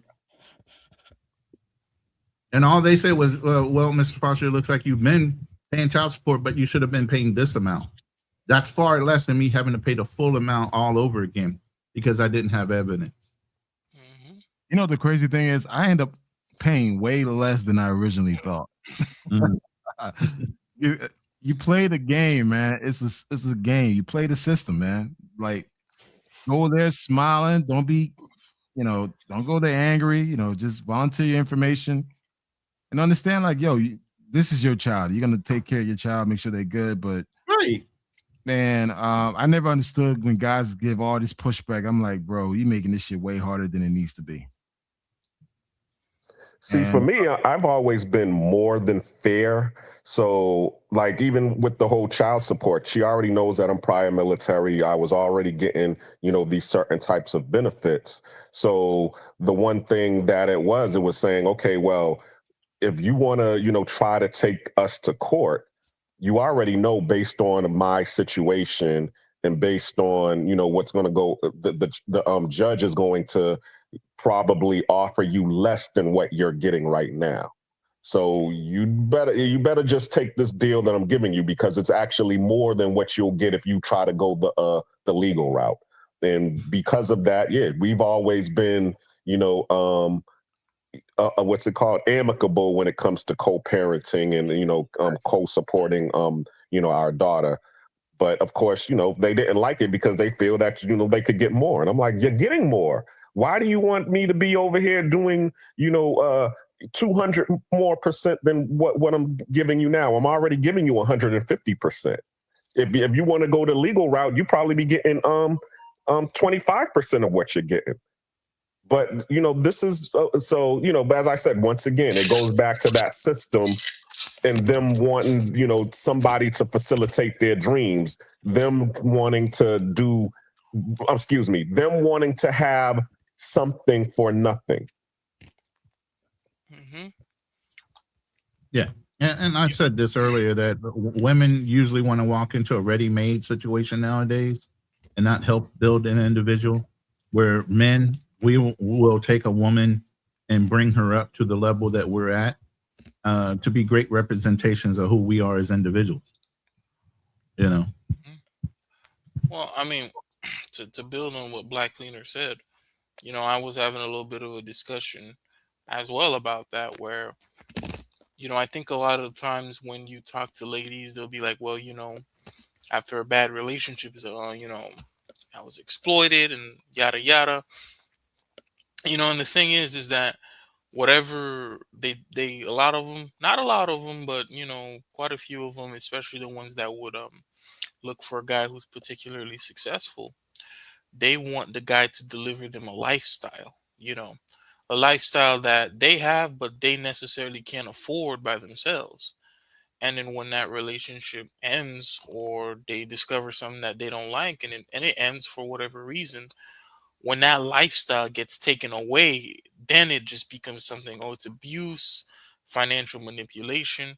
Even if by you taking that lifestyle away, she's still as well as she would be by herself, ironically. So you take a girl, she's middle class, now she lives the high life, but now that you take that back, because it's your resources, it becomes, well, it's manipulation. But realistically, if you were on your own, you'd just be living a middle class lifestyle anyways. I didn't take anything from you. You just have this elevated sense of living now. And that is why, that is why you don't mess with lower tier women. It's not just lower tier women who do this. I mean, look, man, if you mess with women that don't have shit, more than likely she's gonna try to get as much as possible. For me, I've dated doctors, lawyers, engineers. Most of them I've dated in the past made way more money than me. So I never really had that fear of taking my resources and bullshit like that. Man, look, at the end of the day, know your rights as a father and understand that, you know what? Hey, listen, the money that I provide will go towards my kid. If you're not afraid of the courts, if you get married, trust me, it's 50-50 down the line, period. But the problem is a lot of men, particularly black men, are afraid of the law. They prefer to stay ignorant because, hey, you know what? I don't want to rock the boat. It's like, okay, I'm gonna listen to what this woman had to say, not knowing that you could just chat GPT what your rights are within that state. So I mean, at the end of the day, it's just like you know, yes, there's a possibility that a woman will switch up on you, and yeah, she may be angry and bitter that you moved on. But listen, man, you got the law on your side, man. There's no need to be afraid. Always understand that and be prepared. Like, you know what? At the end of the day, that's your child. That's it. All this resource, they're gonna take my resource, take all this and that, whatever. A lot of guys don't have resources. That's the point right there. That's the point right there. They don't have the resources to share. And Chris Rock actually said it in there. They said, you know, yeah, if you's a millionaire, okay, and she comes and she takes 500,000 from you, you still got $500,000 left. But if all you got is $100 and she comes and she takes 50, well, you out of luck. And that's what usually happens is you're the one with the $100 and she's coming to take the 50. And that's what they're really fearing. From my uncle. He told me this when I was 16, 15 years old. And he was talking about sex, like, hey, you know, when you have sex with a woman, whatever. And he said, I will never forget this. Every woman that you sleep with, you have the possibility of getting her pregnant and the possibility of having a miserable life with that person. He told me that at 15, 16 years old. So growing up, man, I was extremely selective on on the person that I slept with. Because I was so afraid getting someone pregnant and dealing with the bullshit. Man, I literally avoided a lot of bullshit because I was very extremely picky of the situation. A lot of guys nowadays, they just go out there and sleep with anybody, impregnate any type of woman, not knowing the history. And now they're in this fucked up situation. I don't feel sorry for you. Yep. Shit, even if you didn't know the history. Hold up. That deserves this. I mean, it's the truth. Look, I'm gonna tell you this, man. Like my uncle put so much game on me. He told me, look, do this before you go out. Go ahead and bust a nut, so you can think clear when you go out. Post-nut clarity. Yep. This is the 90s, man. The 1990s, man. My uncle put me on game. He's like, listen, man, before you go out, go ahead, jack that meat before you step out so your mind is crystal clear. And guess what, man? That shit protected me on so many levels, man. I see some of my friends go through this bullshit they gone through with these so-called baby mamas and issues, man. I was like, shit. I'm glad I had someone to speak life into me, man, because shit, man, a lot of that stuff could be avoided. And you see Black Cleaner, then people are like, oh, why do you go with sugar babies? Bro, this is why, man. I ever told y'all that situation where she was like, oh, I'm pregnant. And I said, that's your problem? Yeah, bro. Yeah. Can't do that with a girlfriend. Okay, but you need to share that to my audience, bro. I never heard this story. So I had like is anybody over here? Right, so I had like a sugar baby in Medellin. That was like part of the gonorrhea story last year. Oh my Lord Jesus, what? So so it was complicated. The plot thickens. So I met up with her twice, banged it out, right? She was like, "Oh, yeah." Please say you used a condom. Nah, bro, I didn't. I didn't. Obviously. And then, you know, afterwards, I mean, we were planning to meet up again, but we only met up like once or twice. I think only once, really. Yeah, I think. Nah, twice. All right. And it was like the first week I was there. And then, you know, we were planning a day 2, and it just never materialized. So I'm just like, whatever. 70 what? No, he's talking to his wife or something. Oh, okay. So, you know, we never met. So I think we met once on August 11th and then once on August 15th. And then out of passing, like I hit her up like September 16th or something. I was already in the States. This was like 5 or 6 weeks later. And we never met up again. And then she was like, oh, you know, I'm like, hey, what happened? Like, you know, never hear from you, blah, blah, blah. And then she was like, oh, you know, why would you want to hear from me? Like, you never talked to me. I'm like, well, I mean, he didn't really tell me anything. So I'm like, whatever. She was like, oh, I got like gonorrhea and stuff. I'm like, bro. I looked at her and I'm like, man. He's like, oh, I think I got it from like you. I'm like, I look at her and I'm like, man, I don't know, because before I left to Medellin, I got tested. So I usually always get tested before I ever travel. And August 11th, that was literally, I landed August 10th, and then I met up with her August 11th, or it was that same night. So it was August 11th, and then August 14th. So that's the only time we ever met. My question is, why would she throw that back at you, knowing her fucking disposition? You know what, bro? I didn't really think too much of it. I'm just like, you know what, cool. But she's like, yeah, I got some medical problems that I'm having, and I'm like, all right, I'm gonna help you out. So I had her, I wrapped it in like some medicine and stuff like that. It was legit, I think. Whatever. She said she was sick, vomiting and stuff, and then like she was like, oh, it spread to my liver or kidney or some shit like that. Yeah, that can happen with an STD. Yes, that can happen. Depending how long it's been in her body for a while, not something you just did. Looking back on it, you're quite right about that. I did not think of that. You're quite right. Anyways, so this is what happened, and then I'm like, I helped her out. Like I paid her like $250. I didn't pay her, but I sent the medicine. Like it was like this basket of different medicines. Did you get yourself serum at the same time, since you out there wild dogging it up? Nah, I already discovered it while I was in Medellin, and I treated it immediately. Oh, okay. Yeah, so I already kind of like, as soon as I saw it, I'm like, all right, time to go out and get this and this and this and this. And then I was straight. And then when I got to the United States, I got tested again. I was clean. So I already kind of knew, but then I'm like, whatever, right? So, that's what happened. And then I sent her the medicine. I'm like, all right, take care, don't die on me. That's all. And then, 1 week later, she was like, oh, I went to the doctor. Now that she was like, oh, can you just send me some money, like 500,000 pesos? It was some wild shit. And I said, what you need the money for? Like, why do you specifically want me to wire you money? And she was like, oh, for like a taxi to the hospital. I'm like, I could just pay for your taxi and you can just go for a friend.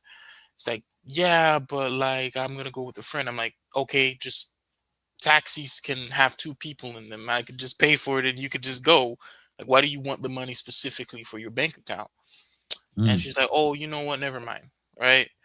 And then never mind. I'm like, all right, I didn't say anything. I'm like, okay, you never mind, fine. And a few days later, she was like, oh, like I'm pregnant.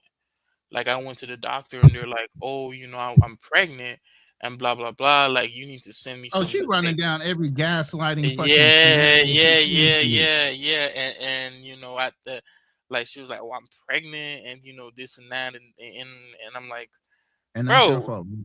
And then I look back on my calendar. I'm like, bro, come on. I look back on my calendar. I'm like, these days don't make no type of sense. I'm like, and then afterwards, I'm like, pregnant? How you like pregnant? I'm like, bro, go right now. Go get like buy a pregnancy test. Go get a pregnancy test like right now. She's like, oh, but like not everybody's like you. Nobody's got money like that like you. I'm like, bitch, a pregnancy test is $1 there. What the fuck are you talking about? Whether or not people got money like that? It's $1 or 50 cents. So, listen. In her voice, and this is the thing I said with Maria Sincere. She tells on herself. If you let a woman talk long enough, she'll tell on herself. Yeah. Like, bro, she just said she was envious of the fact that she assumed you had a lot of money, and she was looking at every angle to fleece you. She just said it. You just didn't catch it. Yep. Yeah. But everybody's got money like you. Because the thing was like the whole pregnancy thing. Like I felt a little bit guilty, and then on top of that, the whole pregnancy thing kind of fucked with my mind. How old were you? How many years ago was this? Man, that was like a year ago. So yeah, I was 23. You're still sentimental. Yeah. Let me tell you my war story since we trade in war stories. Hold on, I'm almost done. Let him land his plane, Black Leader, real quick. So she was damn, she like, got you down the list. She showed you an empty refrigerator too, and a grandma in the fucking bed. nah, she ain't do that. And then I'm like, bro, Okay. just like go take a piss test and send me the results like right now. Like I want it tonight. And I'm like, bro, when you get home, that's the first thing you need to do. Because you're saying you're on the bus right now, cool, but like send It it. just shows her level of inexperience. Most of those chicks have that shit on Well, screenshot or something like that, where they yeah, can just send you a you're right. fucking pregnancy You're right. test that's You're right. No, positive. you're right. And then I that night, because before that I talked with another person that I know from Venezuela, and my Spanish instructor, and he's like, nah, bro, she's trying to play you. Like Colombia has free medical coverage and everything too. Like this whole notion, like this is like this. In fact, this is not even the first scam. I've had some lady try this exact scam on me in Colombia too. But the difference was I wore a condom, so I told her, you better figure out who got you pregnant. So, I'm like, you know what? That night, I'm like, why exactly did she not send the results? Or like, I just gave you directions on what to do. It's $2. You telling me you don't have, bro? Come on. I just blocked her shit. So I just blocked her. I'm like, you know what? Fuck this. I'm not dealing with this scamming and all this bullshit. And then she hits me up from a different number later. She's like, oh, like, why'd you block me? I'm like, I gave you simple directions. I'm like, let me see the paper. And then she sends me this document. And then on the document, it says, oh, test positive for progesterone. I'm like, the fuck is progesterone? I thought I asked you to take a pregnancy test. She was like, no. But like, go online. And she sent me like a Wikipedia link showed that progesterone is something that is present when you're pregnant. And I'm like, bro, get out my face. I just said, get out my face. Because it's like, I just got so irritated, and I'm just like, bro, just get out my face. She's like, oh, you don't want to take responsibility for what you did. I'm like, bro, get out of That's a gaslighting term. Gaslight, exactly. And I'm like, so so that's why, because I'm like, afterwards, I'm just like, you know what, bro, you just a bust down. I'm just like, you just a bust down. You knew what it was, and you wouldn't show up if it wasn't for the buddy. Now you dealing with this, bro. That's on you. I don't care. And I'm just like, go on now. It's not like you were my girlfriend or anything. As soon as you never hit me up after that, and I don't even know how many other dudes you had at the same time. So I'm like, get your ass on. And that was that. But that's kind of one of the reasons why I do it, because I'm just like, at one point, if you ever encounter a situation where a girl gets out of control, or she's sick, or her arm's broken, or something happened, you could just be like, you just a bust down. Why are you telling me? That's your problem. But you slept with a bust down raw though. Oh yeah, yeah. Damn. I mean, dude, I'm sitting here listening. I'm like, listen, man. Listen, I've been traveling for a very, very long time. 45 plus countries. Been doing Colombia since 2014. Seven cities in Colombia, all over South America. Never once experienced nothing like this, ever. That's not even my craziest story, but yeah, man. Like, so I mean, it speaks volume. I mean, you calling her a bust down, but bro, what are you? You bust a buster? Hey man, hey, I'm just listening. I'm like, all right, man. Take some accountability, my guy. Take some accountability, man. I love it. Thank you, Kano. I appreciate that, brother. Hey, we hold each other accountable on this panel, man. I'm telling you. You can't start throwing rocks if you live in glass houses. You know what I'm saying? Yeah, but at least for me, at one point I was just like, oh, thank God she was just a sugar baby, because I'm like, man, the fact that she's a sugar baby, it just made it so much easier. If she was like my actual girlfriend or something like serious, or actually, but if she was a sugar baby to you, how many other dudes was she a sugar baby for, and how many times was she running this to all of them all at the same time? That's the thing. That's a common scam. So yeah, live and you learn. Hopefully you learn. Oh yeah. So you wearing Jimmy hats on every fucking occurrence now, right? Nah, I just take prep. God damn. You take prep. Oh yeah. Lord. That ain't the end of the Lord. Being extremely sloppy, bro. You ain't learned. You still doing some of the same mistakes. Prep ain't gonna be the savior of everything, man. Stop listening to that shit. Yo, Yeah, prep please. doesn't stop pregnancy, man.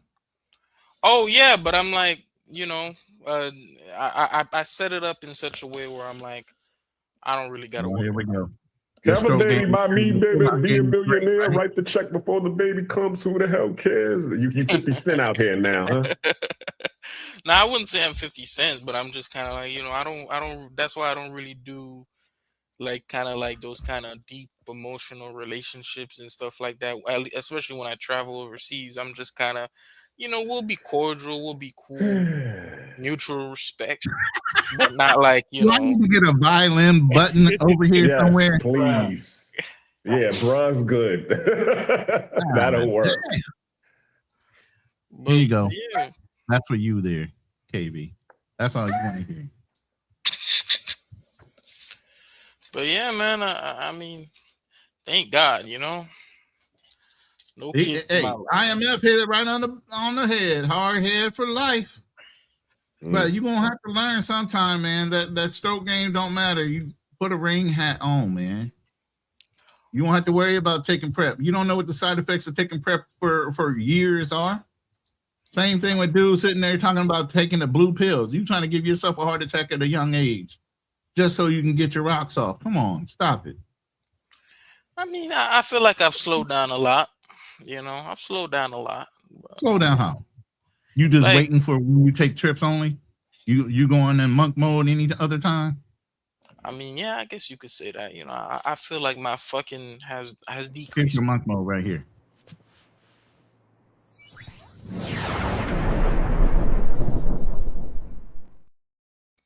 There you go. Well, yeah, my fucking has probably decreased by 75% year over year, or 70%. Something. Damn, he giving percentages out, fellas. What the fuck? Yeah. Fake news. Don't you listen to these funky ass niggas tell you shit! I'm just saying. So, Max, it is. Do you do this in every country or just Colombia? Nah, yeah, pretty much every country. Except for maybe Argentina, but that's pretty much it. Wow. Okay. I've never been to like Africa or anywhere outside of. Lord Jesus, don't do it in Africa. You can come back with some shit. Wait. Yeah, that's why I said Africa. I'm saying like. Wait. Hold up. I've been to Africa. Look, at the end of the day, you could get that shit anywhere. Ebola. You gonna get Ebola? You can get Ebola anywhere? Just be careful, man. Just be careful, bro. Yeah, definitely. Especially with the games, because as I said, I have a war story for that. I had to put it in my book. So happened in South America or happened here stateside? Well, I got the book. I got a whole separate book about stateside, but in Panama where I'm living at now. Okay. Y'all want to hit? Sure. Well, it's in this book right here. Where we at? Let me shameless plug. I'm sorry, Ronin. Go ahead, brother. This is the book right here. It's called Found in Translation. So those who want to know about Panama and life as an expat or a traveler in Panama, and also the women aspect, you definitely want to check this book out. This would definitely be a great guide on some of the questions that you have about, life in Panama. So we're going to go to chapter 4. If you read that, it says Tender Tales with Mariana. Let me tell you the brief story about Mariana. As you can see, I met her on Tinder, and we went out on a date. We was having a good time. And then after the date, she was like, hey, let's go to the hotel. And, this is my first month actually being in Panama. So, of course, I'm out here, on the dating scene, seeing what it's about, checking it. We go to the hotel. She takes me to a guest hotel, or one of them. In Japan, where I was stationed in Japan, they call them love hotels, where you stay there for about an hour versus staying the whole night. Yeah. So we go in there, do our thing, and then she's like, "Oh, thank you, love you," can I get some money, for the babysitter? I'm like, all right, no problem. Give her $40 for the babysitter. I don't see her. I continue, living my life. And then a month later, she calls me. Now, I did use a Jimmy hat, mind you. She calls me and tells me that she's pregnant. And so I'm like, what? You're pregnant? And she's like, yeah, I'm pregnant. And I'm like, okay, well, how many months along are you? She says, oh, they say I'm 2 months pregnant. So I was like, well, baby doll, I only been here for a month.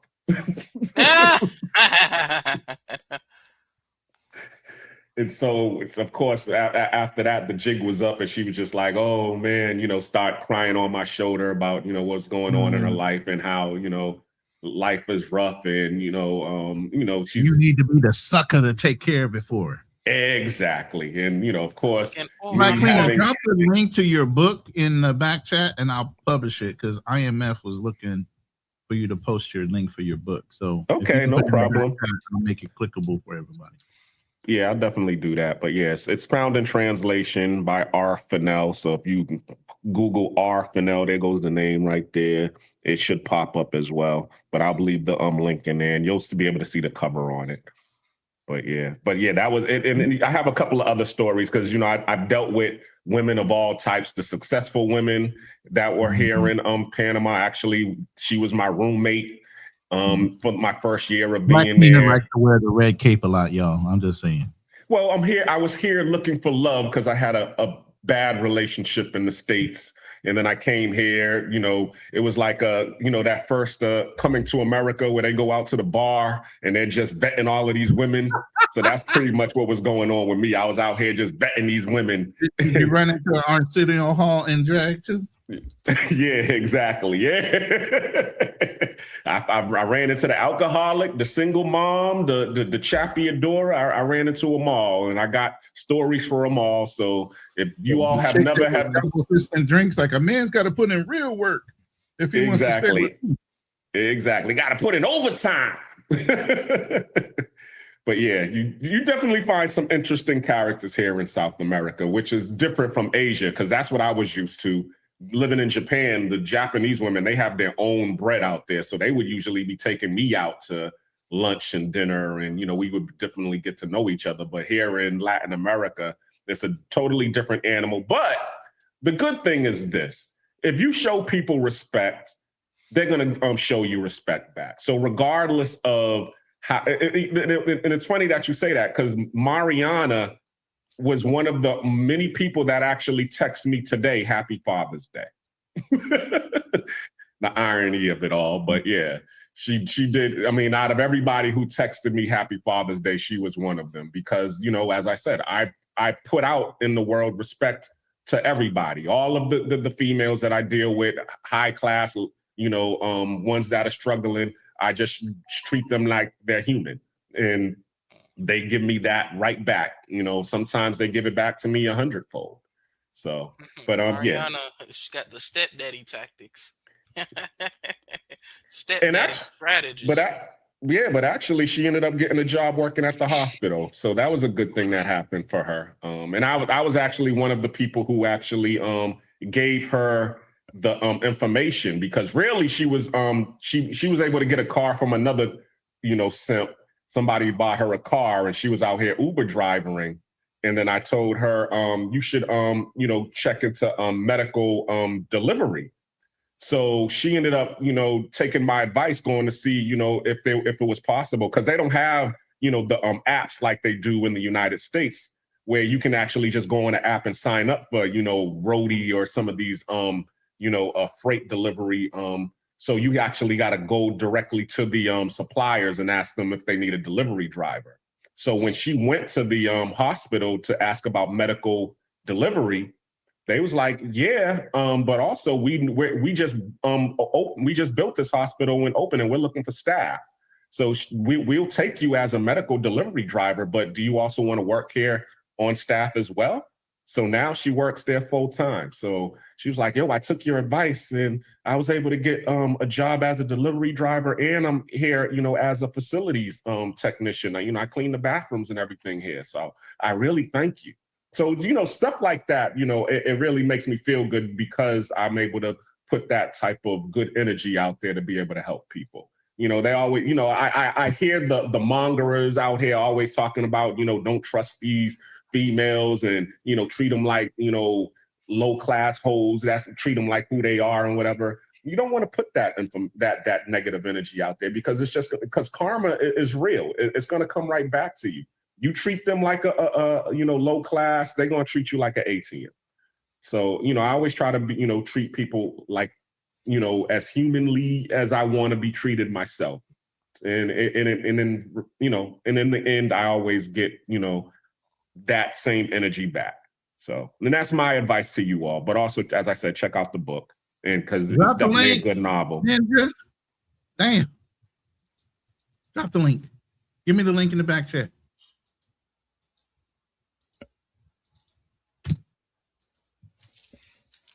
And Kanal, drop your website, man. You got a good positive website out there with your travel experiences and everything. I think you even got a digital book on there too, right? Kanal, you there? Yeah, I'm here. All right. I typed it, but it won't let me type it. No, drop it in the private chat, and if it's a hyperlink, then I can just drop it and it'll be hyperlink. Yeah, I created some ebooks on giving guys the insides to some of the countries that I've been to. So, yeah. Here you go. It's in the back chat. All right. Man, I'm hearing some crazy stories, man. It's insane. Hey, man, that's why we're needed in the spacey stuff. I'm gonna tell you what is wrong with these guys, man. But when you got people, selling every Jerry Springer story out there as popular travel real-time information when that's not even true. Same thing with bad fathers. Our community is not as bad as it's projected to be. Matter of fact, it's better than most. But yet and still, we're the ones that are amplified with our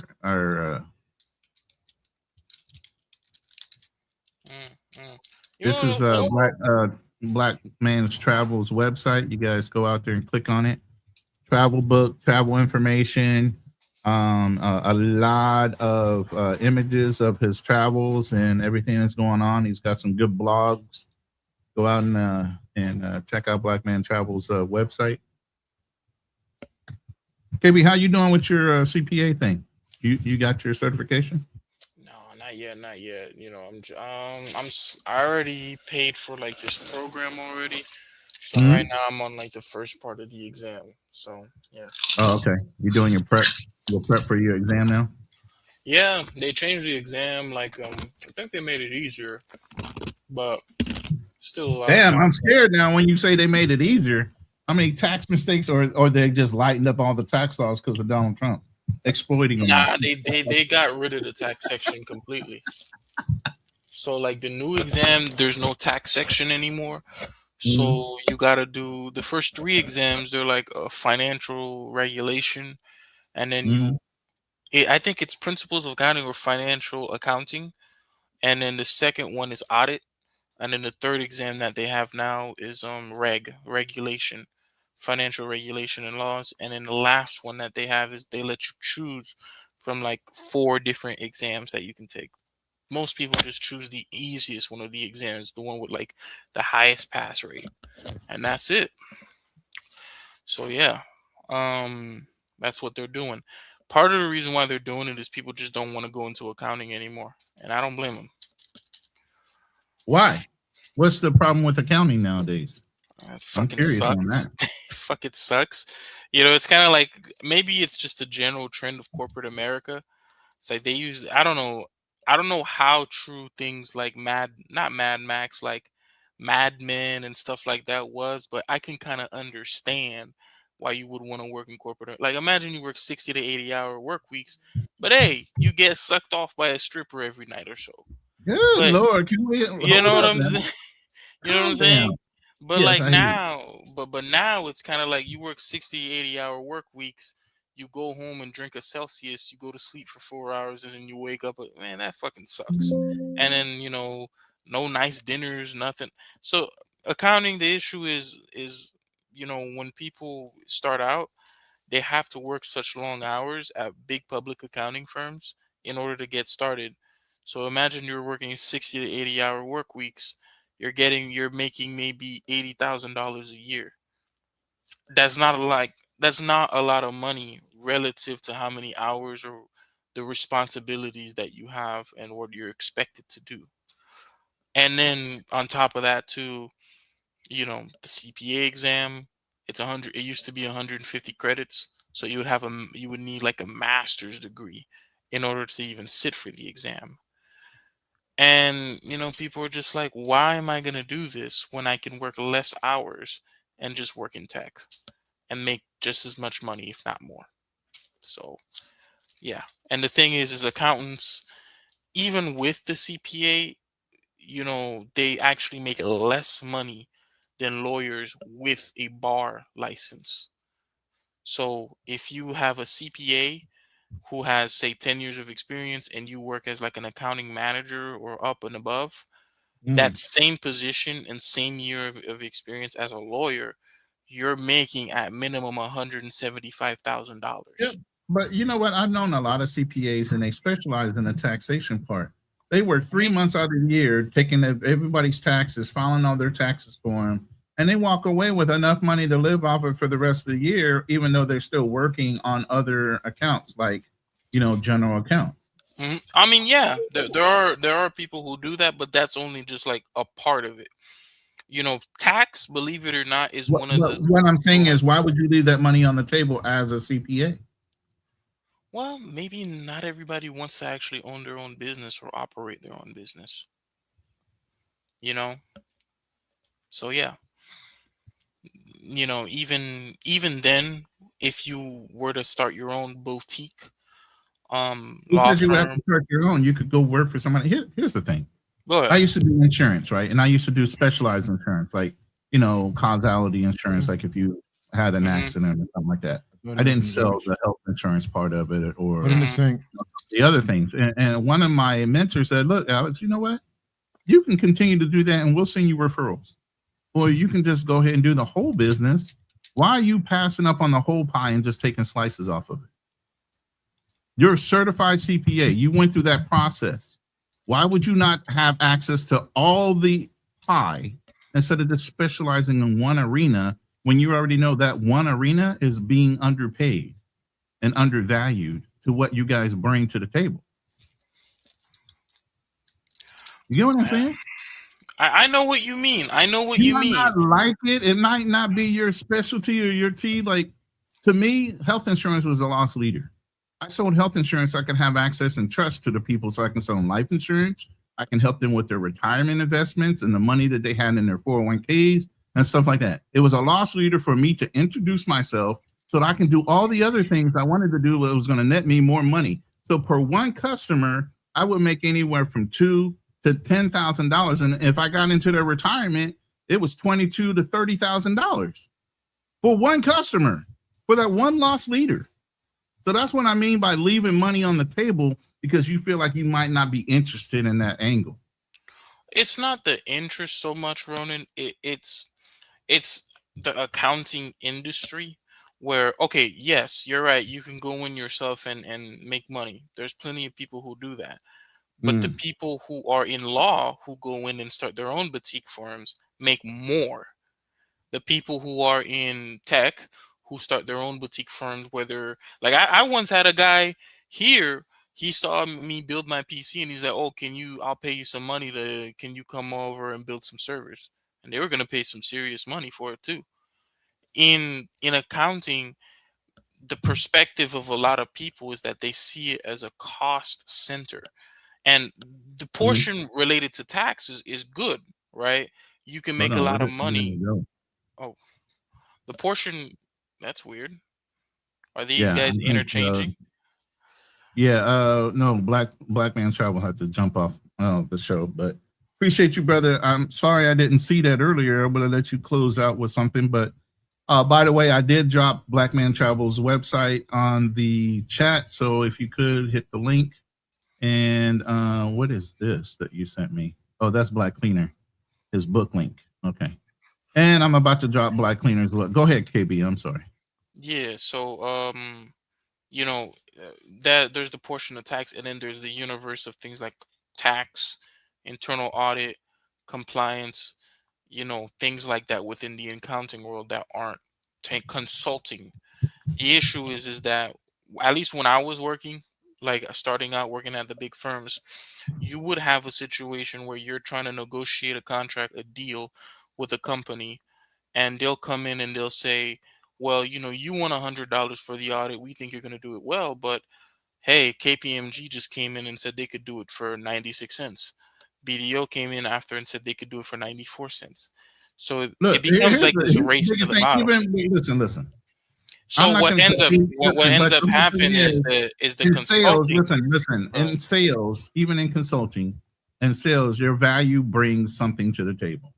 If you want to pay 96 cents versus the $100 or whatever I want to pay, but not have guaranteed or quality assessments on your taxation, and maybe come back with an investigation, an IRS audit, then you go ahead and take that lower bid. But I'm giving you what I know and my level of experience with that price tag. And that should say something. If somebody's going for the lowest bid, I worry about the person's taxes in the first place. You either know or you don't know who the fuck I am, and you want me to do your taxes for you. Right, but that's the nature of audit, because the way me and you see it, they don't see it that way. They just see it as just a price of compliance. Why do people So keep they're jumping just in and out? The Black Cleaner to you too? Well, either way, go ahead, KB. they just see it as a price of compliance. They just want to make sure that whatever it is done, and then they just voila, you can go away. The real money where a lot of the firms are making their money, which is why recently EY split off their consulting and their accounting services, is consulting. So they come in, they do the audit, and then they use that as a crutch to sell consulting services afterwards, because that's where the real money is. But in traditional audit, that kind of like thing, that's just not where it is really. Businesses don't really care about it as much as people think. And also the public too doesn't have an understanding of what we do, which creates a problem where they look at these financial statements and they took it as like this holy grail. It's got this big company, this symbol on it, and realistically it's not what they think it is. It's like the company doesn't stand behind it. No one really stands behind it. And if it's good, it's good. If it's not, it's not. They're just saying it's reasonably stated. If it's not good, then they'll just restate it, but you already made your decision. So, yeah. And what are you going to do at that point? This is kind of like the company, the governance that people want. So you just got to let it go. I hear you. All right. Well, we're at about 2 hours and 18 minutes, which I'm surprised I still have the amount of people, because we're competing against a lot of big swingers right now when it comes to Love Crossing Borders and other people that are live. So for every person that stayed in here until the end of the live, I really appreciate you guys joining us. There's so many other channels you could have chose to be on tonight, but you chose to be here with me. And I really appreciate that. Drop a like in the chat. Leave a comment if you're on a replay crew. And let me know your opinions on the topic of what is a real good father.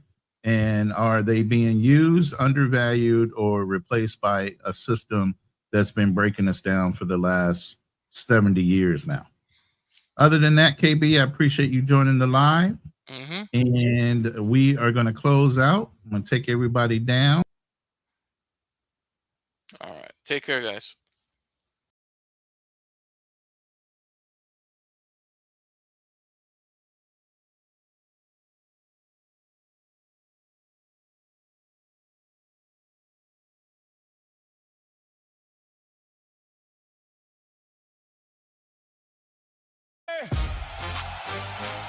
If you're ready to level up, make some noise.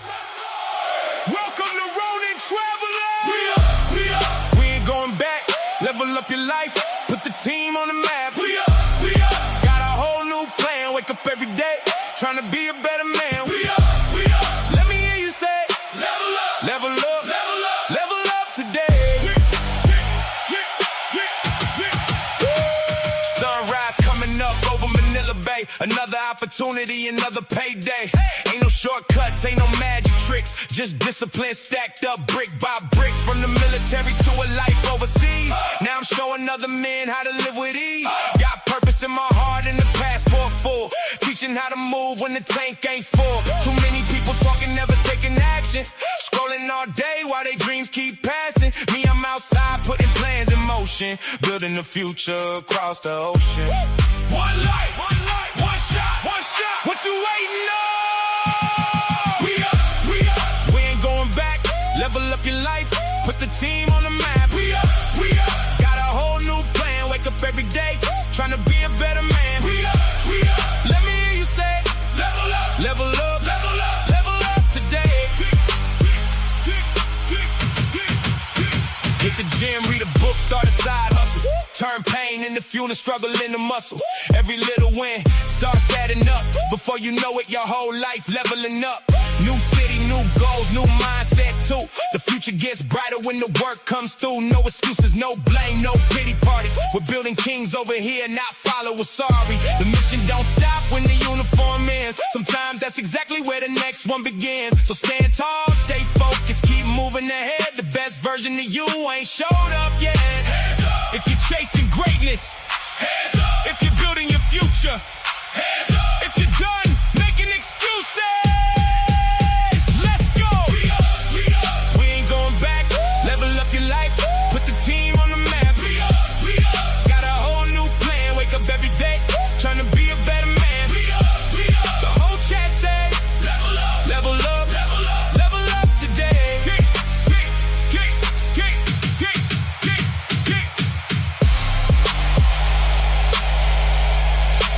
Veterans, entrepreneurs, travelers, we up. Men building a better life.